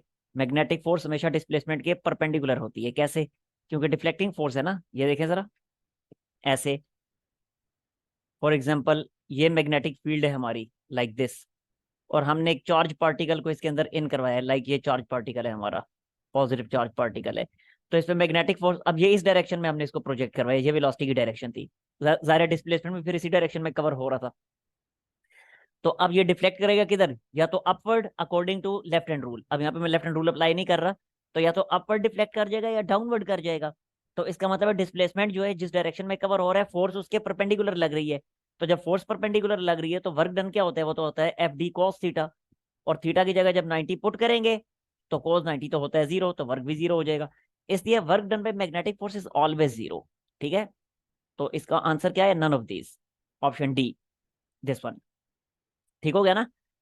ओके जी, नेक्स्ट आ जाते हैं एमसीक्यू नंबर 16 की तरफ। देखें 16 में क्या कहता है? Proton, electron, neutron, alpha particle are projected perpendicularly in the same magnetic field with the same momentum. इस दफा मोमेंटम अब सेम रखा गया है। Which particle deflects more? सबसे ज्यादा डिफ्लेक्शन किसकी होगी? तो ये हम ऊपर डिस्कस कर चुके हैं एमसीक्यू नंबर, आई थिंक 12-13 में। ये 12 और 13 में भी यही हमने बात की थी, विच पार्टिकल डिफ्लेक्ट्स मोर। और again, which particle deflects more, not 12-13, 11 and 12। देखें 11 में भी यही था, विच पार्टिकल डिफ्लेक्ट्स मोर मोर, और 12 में भी यही था, विच पार्टिकल डिफ्लेक्ट्स मोर। तो वहां पे हमने काफी डिटेल से ये बात की थी कि डिफ्लेक्शन जो है वो रेडियस पे डिपेंड करती है। रेडियस अगर ज्यादा है तो डिफ्लेक्शन कम होगी। लाइक ये देखें, ये चीज, ये मैंने आप लोगों को समझाया था वहां पे कि डिफ्लेक्शन जो है वो रेडियस के इनवर्सली प्रोपोर्शनल है। और ये आपके सामने अभी भी ड्रा हुआ है कि ये एक पार्टिकल ए, एक पार्टिकल बी है। पार्टिकल ए इस पाथ को फॉलो करता है, पार्टिकल बी इस पाथ को फॉलो करता है। अब अगर मैं आपसे पूछूं किसकी डिफ्लेक्शन ज्यादा है, तो डेफिनेटली आप भी यही कहोगे कि पार्टिकल ए की डिफ्लेक्शन ज्यादा है, क्लियरली दिखाई दे रहा है। तो जिसकी डिफ्लेक्शन ज्यादा है, देखें उसका रेडियस भी कम है। बी की डिफ्लेक्शन ज्यादा है तो उसका रेडियस काफी बड़ा है। तो इसका मतलब ये होगा कि डिफ्लेक्शन रेडियस के इनवर्सली प्रोपोर्शनल है। जिसका रेडियस कम होगा उसकी डिफ्लेक्शन ज्यादा होगी। आई समझ बात की? तो ये चीज काफी डिटेल से हम देख चुके थे एमसीक्यू नंबर 11 और 12 में। अब जरा दोबारा हम आते हैं, एमसीक्यू नंबर 16 हमारा चल रहा है। देखें, यहां भी यही बात कर रहे हैं कि विच पार्टिकल डिफ्लेक्ट्स मोर। तो यही हम देखेंगे कि किसका रेडियस कम है, जिसका रेडियस कम है उसकी डिफ्लेक्शन फिर ज्यादा होगी। ठीक हो गया। और यहाँ पे हमें जो इन्फॉर्मेशन दी गई है वो ये इन्फॉर्मेशन दी गई है कि ये सारे पार्टिकल्स जो है इनका मोमेंटम सेम रखा गया है। तो करते हैं इसको सॉल्व और देखते हैं। देखिएगा जरा इस चीज को। अगेन वही बात, ये चीज हम पहले प्रूव कर चुके थे कि सेंट्रीपिटल फोर्स यहाँ पे जो प्रोवाइड होती है वो मैग्नेटिक फोर्स के थ्रू प्रोवाइड होती है। तो यहाँ से ये फाइनल रिलेशन हमारे पास आई थी कि radius is equal to M V divided by Q B. अब क्योंकि यहाँ पे मोमेंटम के बारे में इंफॉर्मेशन गिवन है कि मोमेंटम सेम है, तो इसका मतलब है रेडियस की मोमेंटम के साथ हमने रिलेशन इस्टेब्लिश करनी है। जब रेडियस और मोमेंटम में रिलेशन आ जाएगी तो हम बड़ी आसानी से बता सकेंगे कि किसका रेडियस कम है। जिसका रेडियस कम होगा उसकी डिफ्लेक्शन ज्यादा होगी। तो ये चीज तो हम पहले ही ड्राइव कर चुके हैं, तो इस चीज को पहले मैं यहाँ पे लिख लेता हूँ। Are is equal to M V by Q B. Are is equal to M V by Q B. ठीक हो गया। एमसीक्यू नंबर 16 चल रहे हैं। ओके जी। अब रिलेशन हमने इस्टेब्लिश करनी है रेडियस और मोमेंटम के दरमियान। अभी यहाँ पे मोमेंटम बीच में मौजूद नहीं है, तो कोई बात नहीं, ये देख लें जरा। एम इंटू वी क्या होता है? एम इंटू वी मोमेंटम ही तो होता है। तो ये बना एम वी की जगह मैंने पी लिख दिया डिवाइडेड बाई क्यू बी। आगे समझ बात की। अब जरा और से देखिएगा कि मैग्नेटिक फील्ड तो है ही सेम, क्योंकि चारों पार्टिकल्स को सेम मैग्नेटिक फील्ड में प्रोजेक्ट किया गया है। और मोमेंटम भी उसने कहा है कि चारों का सेम है। तो इसका मतलब है रेडियस किस पे डिपेंड करेगा? चार्ज पे डिपेंड करेगा। तो radius is inversely proportional to charge. अब जिसका चार्ज ज्यादा होगा उसका रेडियस कम होगा। जिसका चार्ज ज्यादा होगा उसका रेडियस कम होगा। चार्ज किसका ज्यादा है यहाँ पे? तो आपको पता है कि इन चारों में से चार्ज अल्फा पार्टिकल का सबसे ज्यादा है। तो अल्फा पार्टिकल का जब चार्ज सबसे ज्यादा है तो अल्फा पार्टिकल का रेडियस सबसे कम होगा। आई समझ? तो जब अल्फा पार्टिकल का रेडियस सबसे कम है तो डिफ्लेक्शन अल्फा पार्टिकल की सबसे ज्यादा होगी। सो करेक्ट आंसर क्या बना? Correct answer is alpha particle. Alpha particle. तो देखें जी, correct answer is option D. आगे समझ बात की?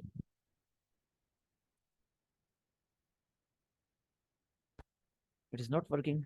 Yes, correct answer is option D. Alpha particle की डिफ्लेक्शन सबसे ज्यादा होगी। ठीक हो गया जी। ओके जी।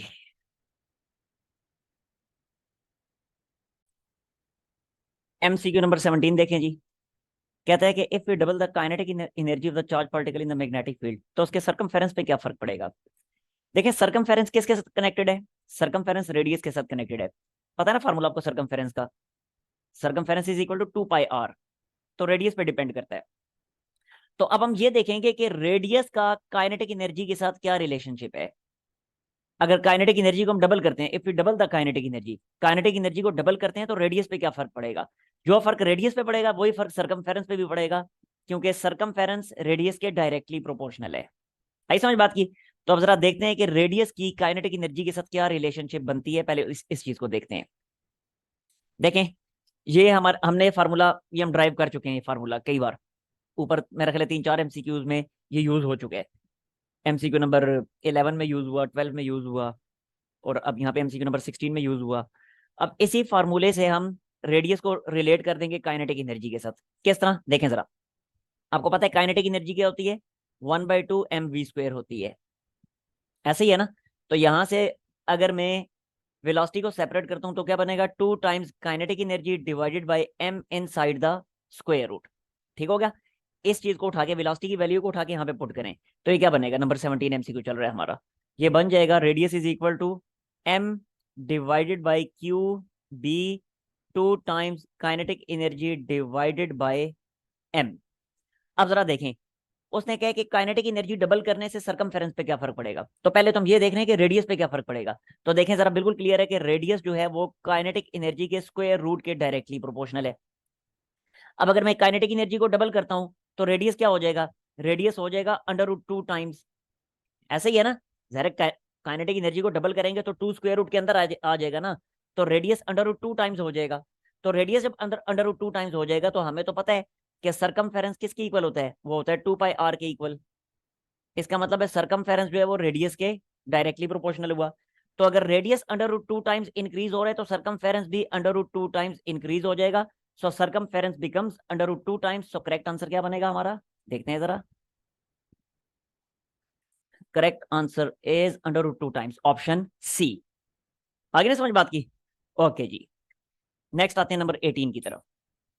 नंबर 18 में वो कहते हैं कि if we half the potential difference of electron gun. कौन सी इलेक्ट्रॉन गन? वो इलेक्ट्रॉन गन के जिसके थ्रू हम इलेक्ट्रॉन्स को फायर कर रहे हैं। अब वो इलेक्ट्रॉन गन सिंपल गन की तरह नहीं होती जैसे हम बुलेट्स फायर करते हैं, वो और होती है। इलेक्ट्रॉन गन में इलेक्ट्रॉन्स को फायर करने के लिए क्या करते हैं, एक पोटेंशियल डिफरेंस प्रोवाइड करते हैं। जैसे ही पोटेंशियल डिफरेंस प्रोवाइड करते हैं, पोटेंशियल का डिफरेंस क्रिएट होता है, तो इलेक्ट्रॉन उस पोटेंशियल के डिफरेंस की वजह से ऑटोमेटिकली एक्सेलरेट करना शुरू हो जाता है। वैसे भी चैप्टर नंबर 1 में हम डिटेल से सीख चुके हैं ना कि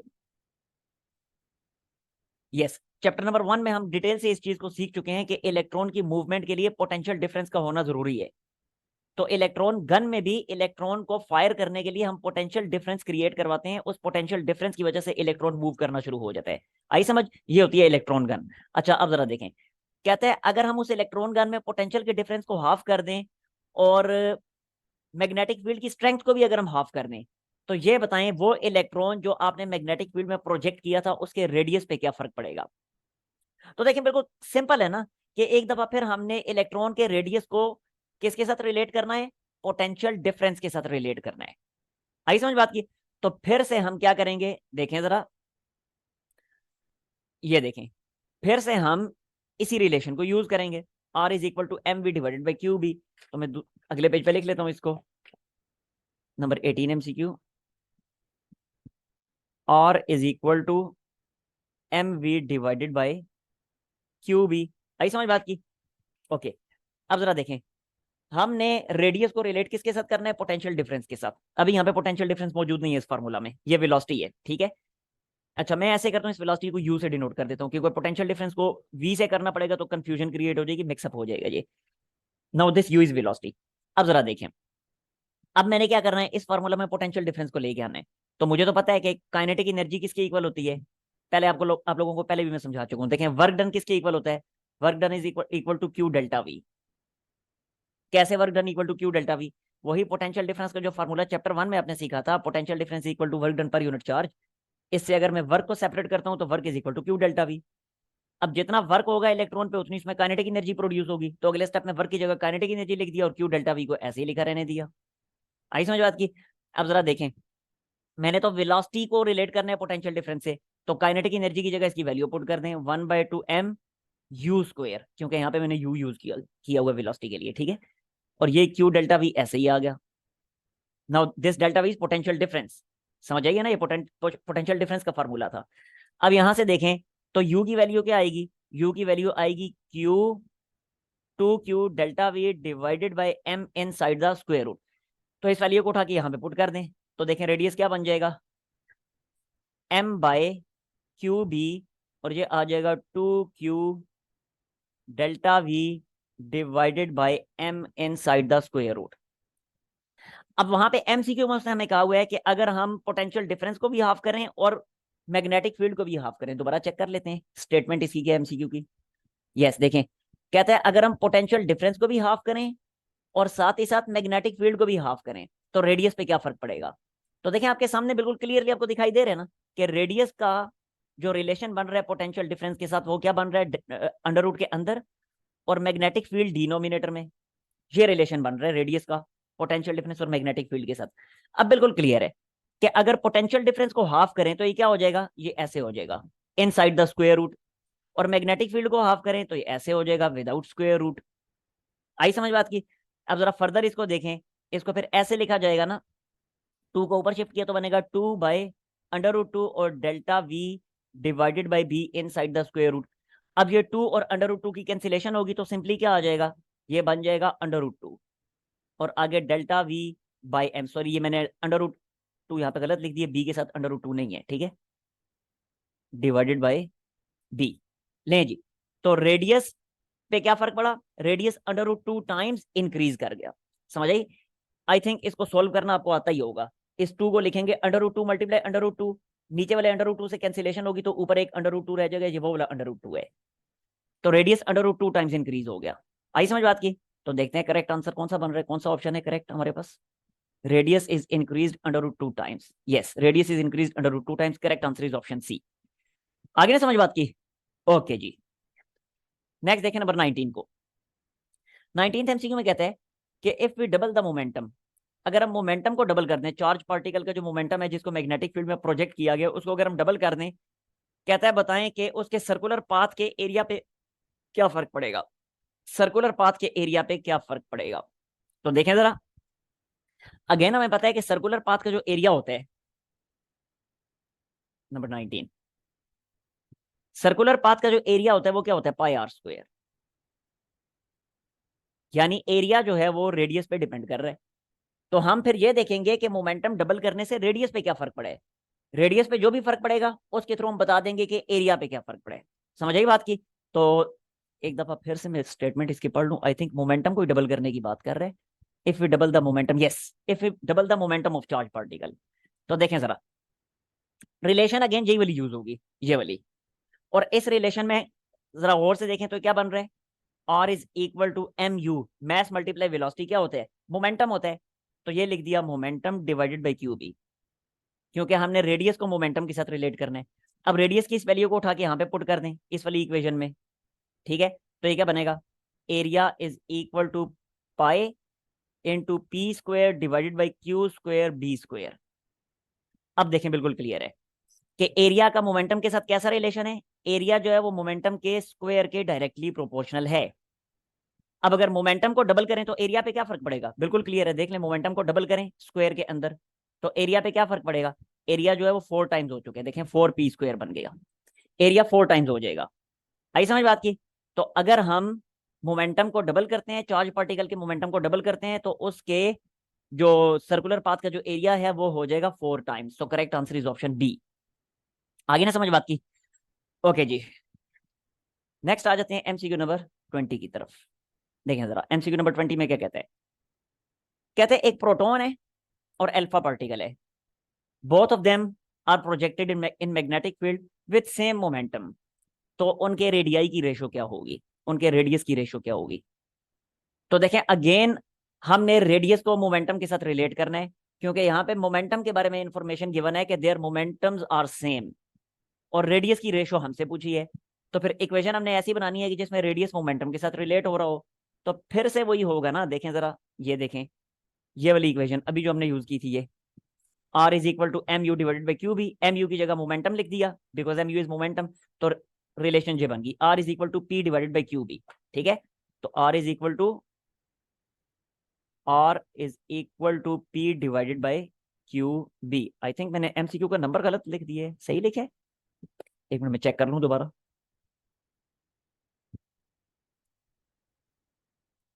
यस ठीक लिखे है, ओके। अच्छा आप जरा देखें, कहते हैं दोनों का मोमेंटम सेम है, किस किस का, प्रोटॉन का और अल्फा पार्टिकल का। अब मोमेंटम तो हो गया सेम, दोनों को सेम मैग्नेटिक फील्ड में प्रोजेक्ट किया गया। इसका मतलब ये हुआ कि रेडियस जो है वो चार्ज पे डिपेंड कर रहा है, चार्ज के इनवर्सली प्रोपोर्शनल है। अब मैंने रेशो फाइंड करनी है इनके रेडियाई की, तो देखें radius of proton divided by radius of alpha particle. अब रेडियस की चार्ज के साथ इनवर्स रिलेशन है, तो इसका मतलब ये हुआ कि प्रोटॉन के रेडियस की प्रोटॉन के चार्ज के साथ इनवर्स रिलेशन है, और अल्फा पार्टिकल के रेडियस की अल्फा पार्टिकल के चार्ज के साथ इनवर्स रिलेशन है। बस अब सिंप्लीफाई कर लें, अल्फा पार्टिकल का चार्ज प्रोटॉन के चार्ज का डबल होता है, प्रोटॉन का चार्ज 1 है तो अल्फा पार्टिकल का चार्ज 2 हो जाएगा। तो रेशो क्या बनी, 2:1, सिंपल। सो करेक्ट आंसर क्या बना, देखते हैं जरा। Correct answer is option A. ठीक हो गया ना। ओके जी, नेक्स्ट आ जाते हैं एमसीक्यू नंबर 21 की तरफ। 21 को देखें जरा। कहते हैं एक प्रोटॉन और अल्फा पार्टिकल, इनको सेम मैग्नेटिक फील्ड में प्रोजेक्ट किया गया है, but this time they have been projected with same potential difference. और इस दफा रेशो उनके सरकमफेरेंस की पूछी हुई है। आई समझ बात की। तो देखें फिर से वही काम हम करेंगे कि ये देखें जी 21, सरकमफेरेंस क्या होता है, 2 pi are, 2 pi are circumference की रेडियस के साथ डायरेक्ट रिलेशन है। अब यहाँ पे हमें क्या है कि पोटेंशियल डिफरेंस उनका सेम है, प्रोटॉन और अल्फा पार्टिकल दोनों का पोटेंशियल डिफरेंस सेम रखा गया है। तो जब पोटेंशियल डिफरेंस सेम रखा गया तो हमने रेडियस की पोटेंशियल डिफरेंस के साथ रिलेशन हमने इस्टेब्लिश करनी है। तो बार बार हम इस चीज को कर चुके हैं कि पोटेंशियल डिफरेंस के साथ क्या रिलेशन आई थी। अभी एमसीक्यू नंबर 18 में पूरी हमने ये डेरिवेशन की थी, ये पूरी डेरिवेशन अभी एमसीक्यू नंबर 18 में हम कर चुके हैं कि पोटेंशियल डिफरेंस के साथ ये रिलेशन बनी थी हमारे पास, ये वाली। ठीक है, तो इस चीज को मैं यहाँ पे दोबारा लिख लेता हूँ, are is equal to m divided by Q B, are is equal to m divided by Q B, फिर सिंप्लीफाई करके इसको लिखते हैं फर्दर, और 2q delta V divided by m, 2q 2q delta V divided by m. अब further इसको simplify कर लें। देखें m जो है स्क्वायर रूट के अंदर शिफ्ट होगा तो m स्क्वायर बनेगा, नीचे वाले m से कैंसिल होगा तो ऊपर एक m आ जाएगा स्क्वायर रूट के अंदर। आई समझ बात की? अच्छा, इसी तरह डेल्टा वी तो ऐसे ही आ जाएगा। ठीक हो गया। फर्दर देखें जरा, डिनोमिनेटर में ये चार्ज है, अंदर शिफ्ट होगा तो चार्ज का स्क्वायर बनेगा, ऊपर वाले q से कैंसिल होगा तो नीचे q आ जाएगा। आई समझ बात की? और ये 1/b जो है वो ऐसे ही आ जाएगा। ठीक है, अब जरा देखें, अब यहाँ पे उसने हमें क्या है कि पोटेंशियल डिफरेंस सेम है, पोटेंशियल डिफरेंस तो उसने सेम खुद ही कर दिया। मैग्नेटिक फील्ड ऑलरेडी सेम है क्योंकि सेम मैग्नेटिक फील्ड में उनको प्रोजेक्ट किया गया। इसका मतलब क्या हुआ? इसका मतलब ये हुआ कि रेडियस जो है वो प्रोपोर्शनल है किसके? Square root of m by q के। आई समझ? क्योंकि 2 तो होता ही कांस्टेंट है ना। आई समझ बात की? अब जरा देखें, अब मैंने इनके रेडियाई की रेशो लेनी है, radius of proton divided by radius of alpha particle is equal to, not is equal to, is equal, yes ठीक है, is equal to inside the square root. अब देखें जरा, प्रोटॉन के रेडियस की प्रोटॉन के मास के साथ डायरेक्ट रिलेशन है, तो प्रोटॉन के रेडियस की प्रोटॉन के मास के साथ डायरेक्ट रिलेशन आ गई। इसी तरह प्रोटॉन के रेडियस की प्रोटॉन के चार्ज के साथ इनवर्स रिलेशन है, तो नीचे आ जाएगा प्रोटॉन का चार्ज। ठीक हो गया। फर्दर देखें, इसी तरह अल्फा पार्टिकल के रेडियस की अल्फा पार्टिकल के मास के साथ डायरेक्ट रिलेशन है, तो नीचे आ जाएगा अल्फा पार्टिकल का मास। और इसी तरह चार्ज के साथ इनवर्स रिलेशन है, तो ऊपर आ जाएगा अल्फा पार्टिकल का चार्ज। अब वैल्यूज पुट करें, देखें जरा, प्रोटॉन का मास 1, अल्फा पार्टिकल का चार्ज प्रोटॉन के चार्ज से कितना? Double, divided by charge of proton, proton का चार्ज 1 और अल्फा पार्टिकल का मास प्रोटॉन के मास का 4 times inside the square root. Cancellation होगी 1/2, तो ये रेशो क्या बन जाएगी? ये बन जाएगी 1/√2। समझ आ गई बात की? तो करेक्ट आंसर क्या बनेगा? Correct answer is 1/1/√2। Yes, correct answer is option D. ठीक हो गया ना? ओके जी। नेक्स्ट आ जाते हैं हम अब एमसीक्यू नंबर 22 की तरफ। देखें जी, एमसीक्यू नंबर 22 में कहता है कि एक प्रोटॉन और अल्फा पार्टिकल जो है उनको प्रोजेक्ट किया गया मैग्नेटिक फील्ड में, but this time they are projected with same kinetic energy. कहता है उनके एरियाज की रेशो बताएं, उनके एरियाज की रेशो बताएं। अच्छा, एक एक मिनट, ऊपर वाला जो एमसीक्यू था उसमें छोटी सी मिस्टेक तो नहीं कहेंगे, चलें, एक थोड़ी सी कमी मैंने छोड़ दिया, आंसर सेम आएगा, एक छोटी सी कमी मैंने छोड़ दी, वो मुकम्मल तौर पे एक्सप्लेन करना मैं भूल गया आखिरी स्टेप को। उसने रेशो सरकमफेरेंस की पूछी थी, रेडियस की रेशो नहीं पूछी हुई थी। ये देखें जरा, यहाँ पे हमने रेडियस की रेशो फाइंड की है, ये रेशो हमने रेडियस की फाइंड की है, और रेशो उसने हमसे सरकमफेरेंस की पूछी हुई थी। लेकिन कोई बात नहीं, जो रेडियस की रेशो होगी वही सरकमफेरेंस की होगी। क्यों? क्योंकि सरकमफेरेंस जो है वो रेडियस के डायरेक्टली प्रोपोर्शनल जो है। आई समझ? तो इसलिए सरकमफेरेंस की भी यही रेशो होगी, circumference of proton divided bye circumference of alpha particle. Ratio पे कोई फर्क नहीं पड़ेगा, आंसर सेम आएगा। आंसर यही है, 1/√2। ठीक है ना? ओके जी। अभी हम चलते हैं एमसीक्यू नंबर, ये 21 था, यस। अब चलते हैं एमसीक्यू नंबर 22 की तरफ। 22 में कहता है कि प्रोटॉन और अल्फा पार्टिकल को मैग्नेटिक फील्ड में प्रोजेक्ट किया गया है, सेम काइनेटिक एनर्जी के साथ प्रोजेक्ट किया गया है। आपने उनके सर्कुलर पाथ के जो एरियाज हैं उनकी रेशो बतानी है। तो देखें जरा फिर, नंबर 22, हमें पता है सर्कुलर पाथ का जो एरिया होता है वो क्या होता है? Pi R square, pi R square. यानी कि एरिया जो है वो रेडियस के स्क्वायर के डायरेक्टली प्रोपोर्शनल है। ठीक हो गया। अब हमने क्या करना है, हमें उसने कहा हुआ है कि अल्फा पार्टिकल और प्रोटॉन को सेम काइनेटिक एनर्जी के साथ प्रोजेक्ट किया गया है, तो हमने रेडियस की रिलेशन फाइंड कर लेनी है काइनेटिक एनर्जी के साथ, और उसके बाद उसको रिलेट कर देना है एरिया के साथ। ठीक है, वही पुराना फार्मूला बार बार जो यूज हो रहा है उसी फार्मूला को हम यूज करेंगे, ये वाला, r is equal to m u divided by Q B. Are is equal to m u divided by Q B.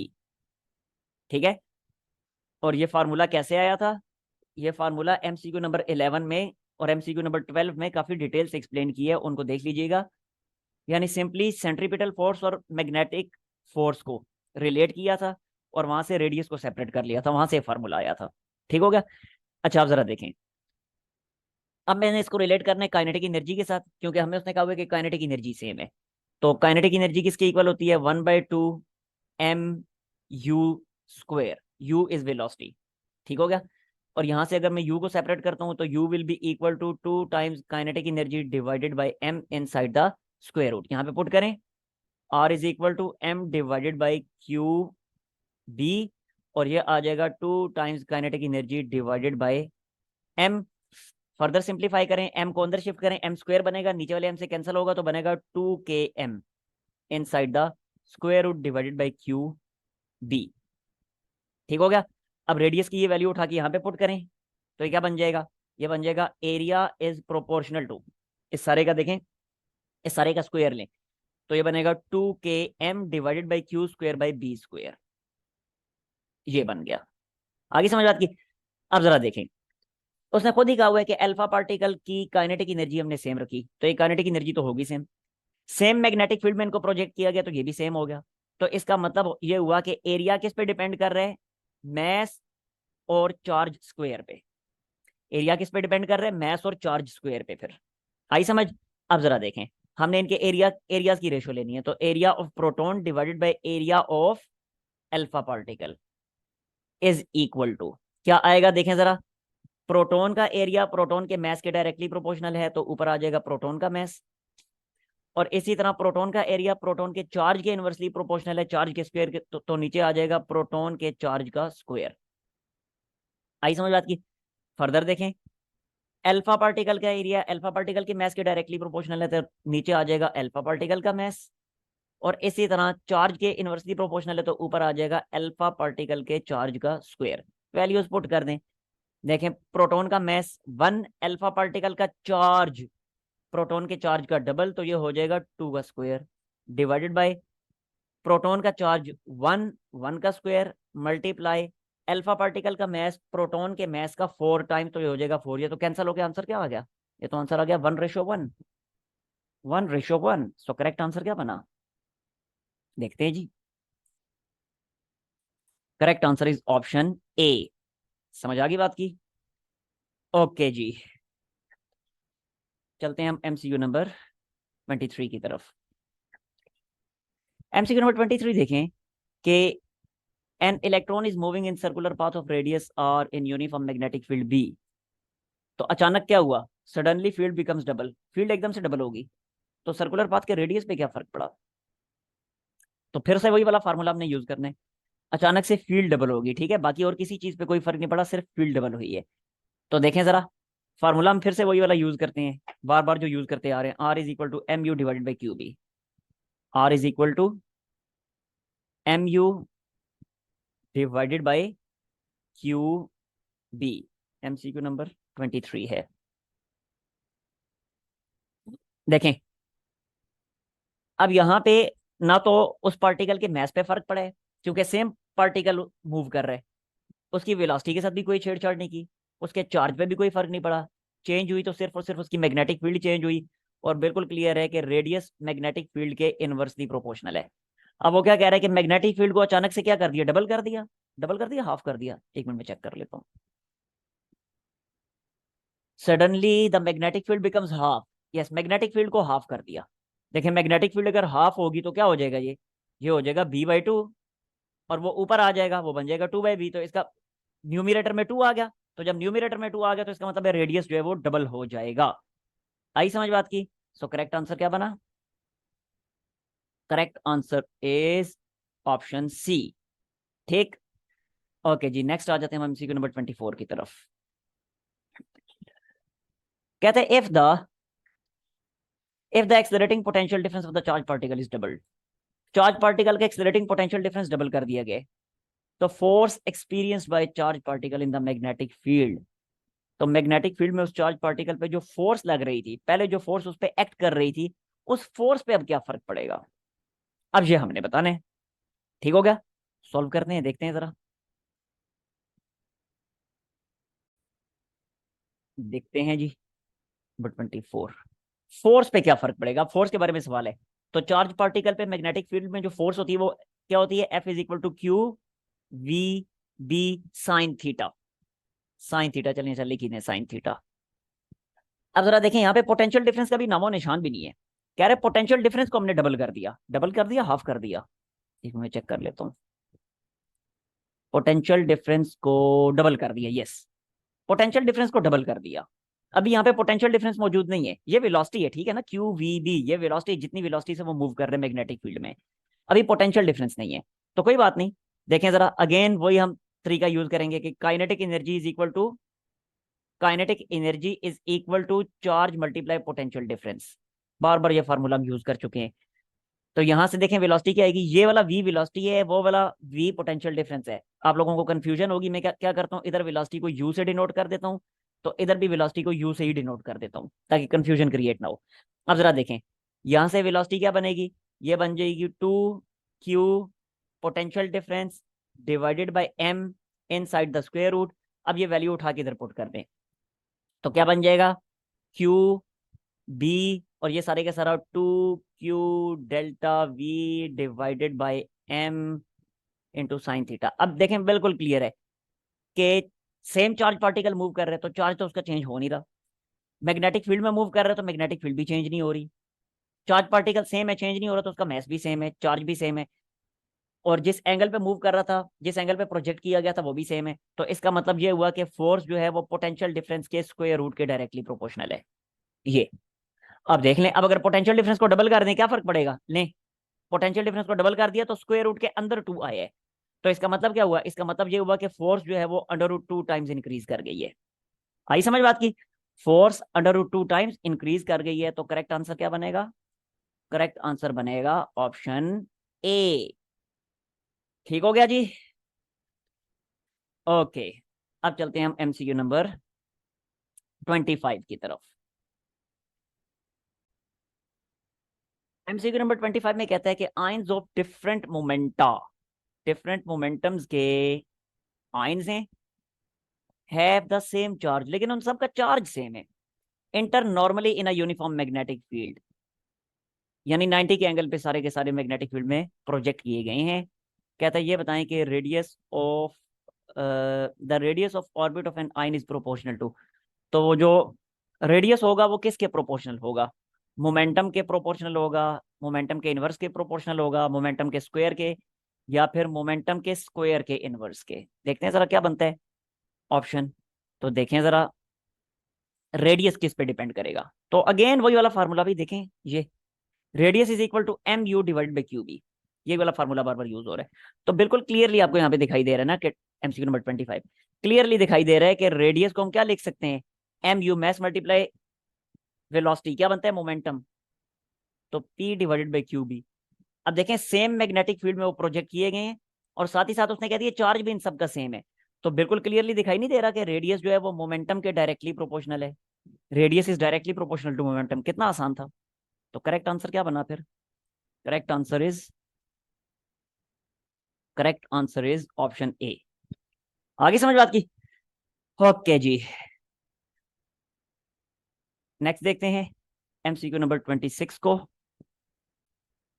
26 में कहता है कि एक प्रोटॉन है और एक अल्फा पार्टिकल है, वो एक मैग्नेटिक फील्ड में इंटर होते हैं परपेंडिकुलरली सेम स्पीड के साथ। कहता है अगर प्रोटॉन जो है, एक proton takes 25 microsecond to make 5 revolutions, proton जो है वो 5 रेवोल्यूशंस, 5 सर्कल्स कंप्लीट करने के लिए 25 माइक्रोसेकंड का टाइम ले रहा है। तो कहता है ये बताएं periodic time for alpha particle would be, तो अल्फा पार्टिकल कितना टाइम लेगा। देखिए सबसे पहले तो हमें ये पता होना चाहिए कि अल्फा पार्टिकल प्रोटॉन से कितने टाइम्स, कितने गुना ज्यादा वक्त लेगा या कितने गुना कम वक्त लेगा, पहले ये हमें पता होना जरूरी है। तो उसके लिए फिर हमारे पास एक मैथमेटिकल रिलेशन होनी चाहिए कि जो हमारे इस सर्कुलर टाइम पीरियड को चार्ज और मैस के साथ रिलेट करे, क्योंकि सर प्रोटॉन अल्फा पार्टिकल्स इनका चार्ज भी होता है, इनका मैस भी होता है। तो इनका जो सर्कुलर टाइम पीरियड होगा वो इनके चार्ज पे, इनके मैस पे डिपेंड करेगा। आई समझ बात की?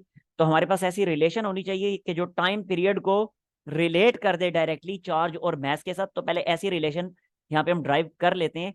वैसे वो रिलेशन आप लोगों ने ड्राइव की हुई है इसी चैप्टर नंबर 3 में, लेकिन यकीनन आप लोग भूल चुके हैं, तो कोई बात नहीं, मैं दोबारा आप लोगों को यहाँ पे ड्राइव करके दिखा देता हूँ। देखें, सर्कुलर टाइम पीरियड कितना होता है हमें पता है, time period is equal to 2 pi by omega. ये फर्स्ट ईयर की फिजिक्स में आप लोगों ने फार्मूला पढ़ा था। अब ओमेगा यहाँ पे हमने कैलकुलेट करना है, यहाँ पे पुट करना है, टाइम पीरियड आ जाएगा। तो देखें जरा, मैग्नेटिक फोर्स और सेंट्रीपिटल फोर्स इस केस में इक्वल है, क्योंकि चार्ज पार्टिकल को सेंट्रीपिटल फोर्स कौन प्रोवाइड कर रहा है, मैग्नेटिक फोर्स प्रोवाइड कर रही है। तो जरा देखें मैग्नेटिक फोर्स क्या होगी, क्यू वी बी साइन 90, क्योंकि उसने खुद के परपेंडिकुलरली इन दोनों को प्रोजेक्ट किया है, तो एंगल तो 90 हो गया ना, साइन 91 हो जाएगा। सेंट्रीपिटल फोर्स क्या होती है, M v square divided by r. यहाँ वी वेलोसिटी है पता है हमें। अब जरा देखें, यहाँ से इनको कैंसल आउट करें, बाकी क्या बचेगा, बाकी ये बचेगा, आर को इधर शिफ्ट करें तो बनेगा क्यू बी और एम को भी इधर शिफ्ट करें डिवाइडेड बाय एम, और ये है वी।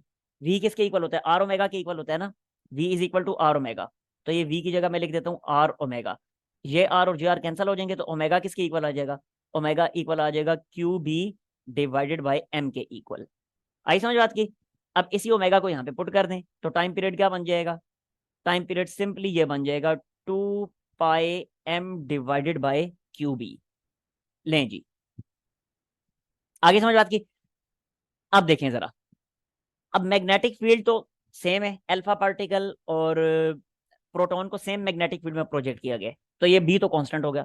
2 पाई ऑलरेडी कांस्टेंट है, तो इसका मतलब है टाइम पीरियड किस पे डिपेंड कर रहा है, time period is proportional to mass to charge ratio, इस चीज पे डिपेंड कर रहा है। आई समझ बात की? अब जरा देखें अल्फा पार्टिकल, प्रोटॉन का प्रोटॉन कितना टाइम लेगा वो हमें उसने बता दिए, अल्फा पार्टिकल कितना टाइम लेगा ये हमसे पूछा हुआ है।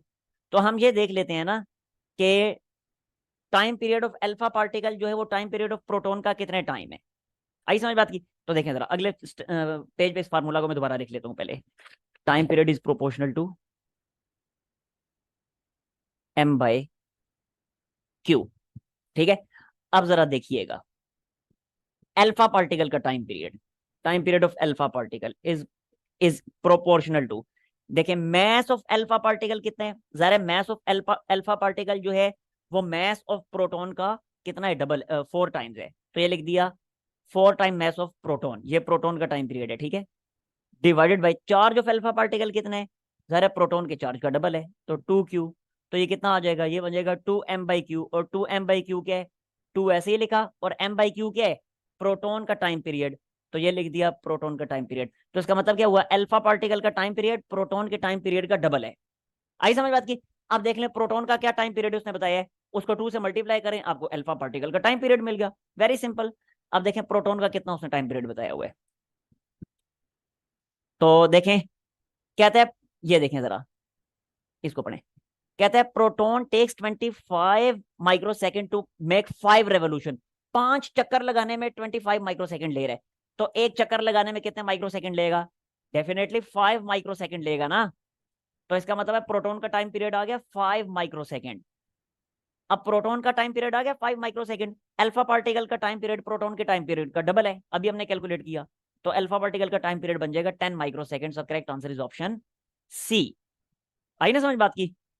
ओके जी, नेक्स्ट आ जाते हैं हम एमसीक्यू नंबर 27 की तरफ। 27 में वो कहता है कि angular velocity of alpha particle is dash of the velocity of the proton in the same magnetic field. यानी सिंपल सी बात है, अल्फा पार्टिकल और प्रोटॉन की एंगुलर वेलोसिटी को कंपेयर करना है। Angular velocity means omega. ठीक है, तो कहते हैं अल्फा पार्टिकल की जो वेलोसिटी है वो प्रोटॉन की वेलोसिटी का कितने टाइम्स है, कैलकुलेट करते हैं, देखें जरा इस चीज को। अभी जो हमने एमसीक्यू नंबर 26 में फार्मूला ड्राइव किया था, ये देखें जरा, ये वाला, ये अभी किया था ना derive, omega equal to q B divided by m. इसी फार्मूले को मैं दोबारा यहाँ पे लिख लेता हूँ, omega equal to q B divided by m. Number 27, omega is equal to two, sorry q not two, omega is equal to q B divided by m. अब यहाँ पे उसने क्या, मैग्नेटिक फील्ड तो है ही सेम, तो इसका मतलब है ओमेगा किस पे डिपेंड कर रहा है? ओमेगा डिपेंड कर रहा है चार्ज टू मैस रेशो पे। अब सपोज कर लें इसको मैं ओमेगा को लिखता हूँ प्रोटॉन के लिए। अब अगर मैं अल्फा पार्टिकल के लिए लिखूं तो कैसे लिखूंगा? अल्फा पार्टिकल के लिए ये चीज क्या बनेगी, ज़ाहिर चार्ज अल्फा पार्टिकल का आएगा, अल्फा पार्टिकल का चार्ज प्रोटॉन के चार्ज का डबल होता है तो 2q आ जाएगा, और मैस जो है प्रोटॉन के मैस का 4 टाइम्स होता है तो ये आ जाएगा 4m। सिंप्लीफाई करें ये बन जाएगा q डिवाइडेड बाई 2m। आई समझ? फर्दर सिंप्लीफाई करें तो बनेगा 1/2q डिवाइडेड बाई m, और फर्दर सिंप्लीफाई करें तो क्या बनेगा 1/2, और q बाई एम क्या है? q बाई एम है प्रोटॉन की एंगुलर वेलोसिटी ओमेगा पी। लें जी, अल्फा पार्टिकल की एंगुलर वेलोसिटी प्रोटॉन की एंगुलर वेलोसिटी का हाफ है। अल्फा पार्टिकल की एंगुलर वेलोसिटी प्रोटॉन की एंगुलर वेलोसिटी का हाफ है। सो करेक्ट आंसर क्या बनेगा? Correct answer is option A, half. ठीक हो गया जी? ओके जी, ठीक। कहता है 28 में which one takes the more time to complete one revolution when projected in the same magnetic field? ये इलेक्ट्रॉन, प्रोटॉन, पॉजिट्रॉन वगैरह वगैरह ये पार्टिकल्स में यहाँ पे बताए हुए हैं। कैलकुलेट करना पड़ेगा। देखें कह रहे कौन सा ज्यादा वक्त लेगा, यानी किसका सर्कुलर टाइम पीरियड ज्यादा होगा, सिंपल इज दैट। तो देखें किसका सर्कुलर सर्कुलर टाइम पीरियड ज्यादा होगा, नंबर 28। तो अभी एमसीक्यू नंबर 26 में हमने टाइम पीरियड का फार्मूला ड्राइव किया था। क्या आया था टाइम पीरियड का फार्मूला? ये आया था 2πm divided by Q B. इस फार्मूला को मैं दोबारा लिख लेता हूँ, 2πm divided by Q B. Time period is equal to 2πm over q B. Q B. अब देखें कह रहे कि सेम मैग्नेटिक फील्ड में इनको प्रोजेक्ट किया गया, तो बी तो सेम हो गया, 2π तो पहले ही कांस्टेंट है। इसका मतलब क्या हुआ कि सर्कुलर टाइम पीरियड किस पे डिपेंड कर रहा है? मैस टू चार्ज रेशो पे। अब मैस टू चार्ज रेशो किसकी ज्यादा है? इलेक्ट्रॉन, प्रोटॉन, पॉजिट्रॉन, सबके लिए चेक करते हैं। इलेक्ट्रॉन के लिए क्या होगा? m/q, ऐसे ही आ जाएगा। इसके बाद पॉजिट्रॉन को देखें। पॉजिट्रॉन, अब प्रोटॉन और पॉजिट्रॉन सेम ही हो जाएंगे। पॉजिट्रॉन, चले मैं POS लिख देता हूँ। POS means positron. अब पॉजिट्रॉन के लिए, पॉजिट्रॉन का मैस जो है वो इलेक्ट्रॉन के मैस के इक्वल होता है, और पॉजिट्रॉन का जो चार्ज होता है वो भी इलेक्ट्रॉन के चार्ज के इक्वल होता है, सिर्फ साइन उसका पॉजिट्रॉन के चार्ज का पॉजिटिव होता है। तो इसका मतलब है इन दोनों की तो charge, mass to charge ratio same है। अब जरा प्रोटॉन के लिए देखते हैं। प्रोटॉन, प्रोटॉन, PRO मैंने लिख दिया, ठीक है। अब प्रोटॉन का मैस इलेक्ट्रॉन के मैस का 1836 टाइम्स है, तो ये लिख दिया 1836 टाइम्स m, और चार्ज, चार्ज तो सेम ही होता है, मैग्नीट्यूड चार्ज का सेम है, सिर्फ साइन ऑपोजिट है। अब जरा देखें इन तीनों में से कौन से वाला फ्रैक्शन ग्रेटर है? डेफिनेटली ये वाला फ्रैक्शन ग्रेटर है। तो इसका मतलब ये हुआ कि प्रोटॉन जो है वो ज्यादा टाइम लेगा अपना एक सर्कल कंप्लीट करने में। आई समझ बात की? तो करेक्ट आंसर क्या बना? Correct answer is option B. ठीक हो गया ना? ओके जी। ठीक हो गया जी। देखिए एमसीक्यू नंबर 29 को। कहते हैं एक प्रोटॉन है और एक अल्फा पार्टिकल है। They experience the same force while moving perpendicularly in the magnetic field. कहता है आपने क्या करना है, आप बताएं उनकी वेलोसिटीज की रेशोज क्या है। कितना आसान है। देखिए खुद कह रहे हैं कि सेम फोर्सेस एक्सपीरियंस कर रहे हैं, तो मैग्नेटिक फोर्स का सीधा सीधा फार्मूला QV साइन थीटा वो अप्लाई कर दें। तो देखें जरा फार्मूला के मुताबिक एमसीक्यू नंबर 29। देखें magnetic force is equal to QVB, और साइन 90 आ जाएगा क्योंकि खुद कह रहा है कि परपेंडिकुलरली प्रोजेक्ट किया गया उनको। ठीक हो गया? अब जरा देखें यहाँ पे वेलोसिटीज की रेशो फाइंड करनी है ना, तो वेलोसिटी को सेपरेट कर लें, क्या बनेगा? F divided by QB। अब जरा गौर से देखें, कह रहे हैं कि दोनों प्रोटॉन भी और अल्फा पार्टिकल भी सेम फोर्स एक्सपीरियंस कर रहे हैं, तो F तो सेम हो गया। कहते हैं सेम मैग्नेटिक फील्ड में इनको प्रोजेक्ट किया गया है, B भी सेम हो गया। तो इसका मतलब क्या हुआ? इसका मतलब है वेलोसिटी जो है वो चार्ज के इनवर्सली प्रोपोर्शनल हुई। ठीक हो गया? अब देखें जरा, हमसे वेलोसिटीज की रेशो पूछी है तो कोई बात नहीं, कोई मुश्किल काम नहीं है हमारे लिए रहा। प्रोटॉन और अल्फा पार्टिकल, यस। तो अब कोई मुश्किल काम नहीं रहा। तो देखें जरा, velocity of proton divided by velocity of alpha particle, inverse relationship है। तो यहाँ पे आ जाएगा चार्ज ऑफ अल्फा पार्टिकल और यहाँ पे आ जाएगा चार्ज ऑफ प्रोटॉन। अब charge of alpha particle double होता है प्रोटॉन की चार्ज का, तो रेशो क्या बनी? सिंपल बन गई 2:1। कितना आसान था। आई समझ बात की? सो करेक्ट आंसर क्या बनेगा? Correct answer is option 2:1, 2:1। Correct answer is option C. ठीक है जी, ओके जी। देखें एमसीक्यू नंबर 30 हो, देखें अब। कहते हैं एक इलेक्ट्रॉन है, उसको 30 डिग्री के एंगल पे प्रोजेक्ट किया गया है मैग्नेटिक फील्ड के साथ। तो ये किस तरह का पाथ फॉलो करेगा? याद रखें इस बात को जो मैं बताने वाला हूं आपको, उसके बाद मैं समझाता भी हूं कि जब भी जब भी इलेक्ट्रॉन को 90 के एंगल पे प्रोजेक्ट किया जाता है मैग्नेटिक फील्ड के साथ, अगर इलेक्ट्रॉन मैग्नेटिक फील्ड के साथ 90 का एंगल बना रहा है, तो उस सूरत में इलेक्ट्रॉन या कोई भी चार्ज पार्टिकल, लाजमी नहीं है इलेक्ट्रॉन, कोई भी चार्ज पार्टिकल जो है, अगर उसको मैग्नेटिक फील्ड के साथ 90 के एंगल पे प्रोजेक्ट किया गया है, तो वो सर्कुलर पाथ को फॉलो करेगा। लेकिन अगर, अब जरा गौर से सुनिएगा, लेकिन अगर उसको 0 से 90 के दरमियान, या 90 से 180 के दरमियान, या 180 से 270 के दरमियान, 270 से 360 के दरमियान किसी भी एंगल पे प्रोजेक्ट किया जाए, तो वो हमेशा स्पाइरल बनाएगा, यानी हेलिकल पाथ को फॉलो करेगा। ऑप्शन डी इसका करेक्ट आंसर है। समझाता भी हूं भी मैं आपको, ठीक है? अब ये हमेशा याद रखिएगा, अगर 90 के एंगल पे प्रोटॉन इलेक्ट्रॉन कोई भी चार्ज पार्टिकल है, अगर 90 के एंगल पे प्रोजेक्ट किया गया है, तो उस सूरत में सर्कुलर पाथ को वो फॉलो करेगा। अगर 0 के एंगल पे या 180 के एंगल पे प्रोजेक्ट किया गया, तो फिर तो उसमें मैग्नेटिक फोर्स लगेगी ही नहीं ना, फिर तो स्ट्रेट पाथ में वो गुजर जाएगा। 0, 180, 360 इन एंगल्स पे कोई मैग्नेटिक फोर्स एक्ट नहीं करती, वो स्ट्रेट पाथ में गुजर जाता है। आई समझ? लेकिन अगर 90 के एंगल पे, 270 के एंगल पे, यानी 90 के जो ऑड मल्टीपल्स हैं, 90, 270, और फिर उसके बाद क्या आता है, 90 मल्टीप्लाई 5, देख लें जो भी आता है, मेरे माइंड में नहीं आ रहा, 450 आता है आई थिंक। तो ये जो एंगल्स हैं 90 के ऑड मल्टीपल्स, इन एंगल्स पे हमेशा वो सर्कुलर पाथ को फॉलो करते हैं। लेकिन इनके अलावा कोई भी एंगल हो, इनके अलावा ये जो एंगल्स मैंने आप लोगों को बताए हैं ना, 90, 180, 360, यानी 90 के मल्टीपल्स के अलावा कोई भी एंगल है, फिर इलेक्ट्रॉन हेलिकल पाथ को फॉलो करेगा। आई समझ? अब ये 30 डिग्री का एंगल जो है जरा 0 और 90 डिग्री के दरमियान में बन रहा है ना, तो हेलिकल पाथ होगा। इसी तरह 60 डिग्री का एंगल होता तब भी हेलिकल पाथ बनता। आई समझ बात की? इसी तरह सपोज कर लें कि 91 का एंगल होता, 90 के एंगल पे तो सर्कुलर पाथ होगा, लेकिन 91 डिग्री का एंगल है, अगेन हेलिकल पाथ होगा, स्पाइरल पाथ, हेलिकल पाथ। आई समझ?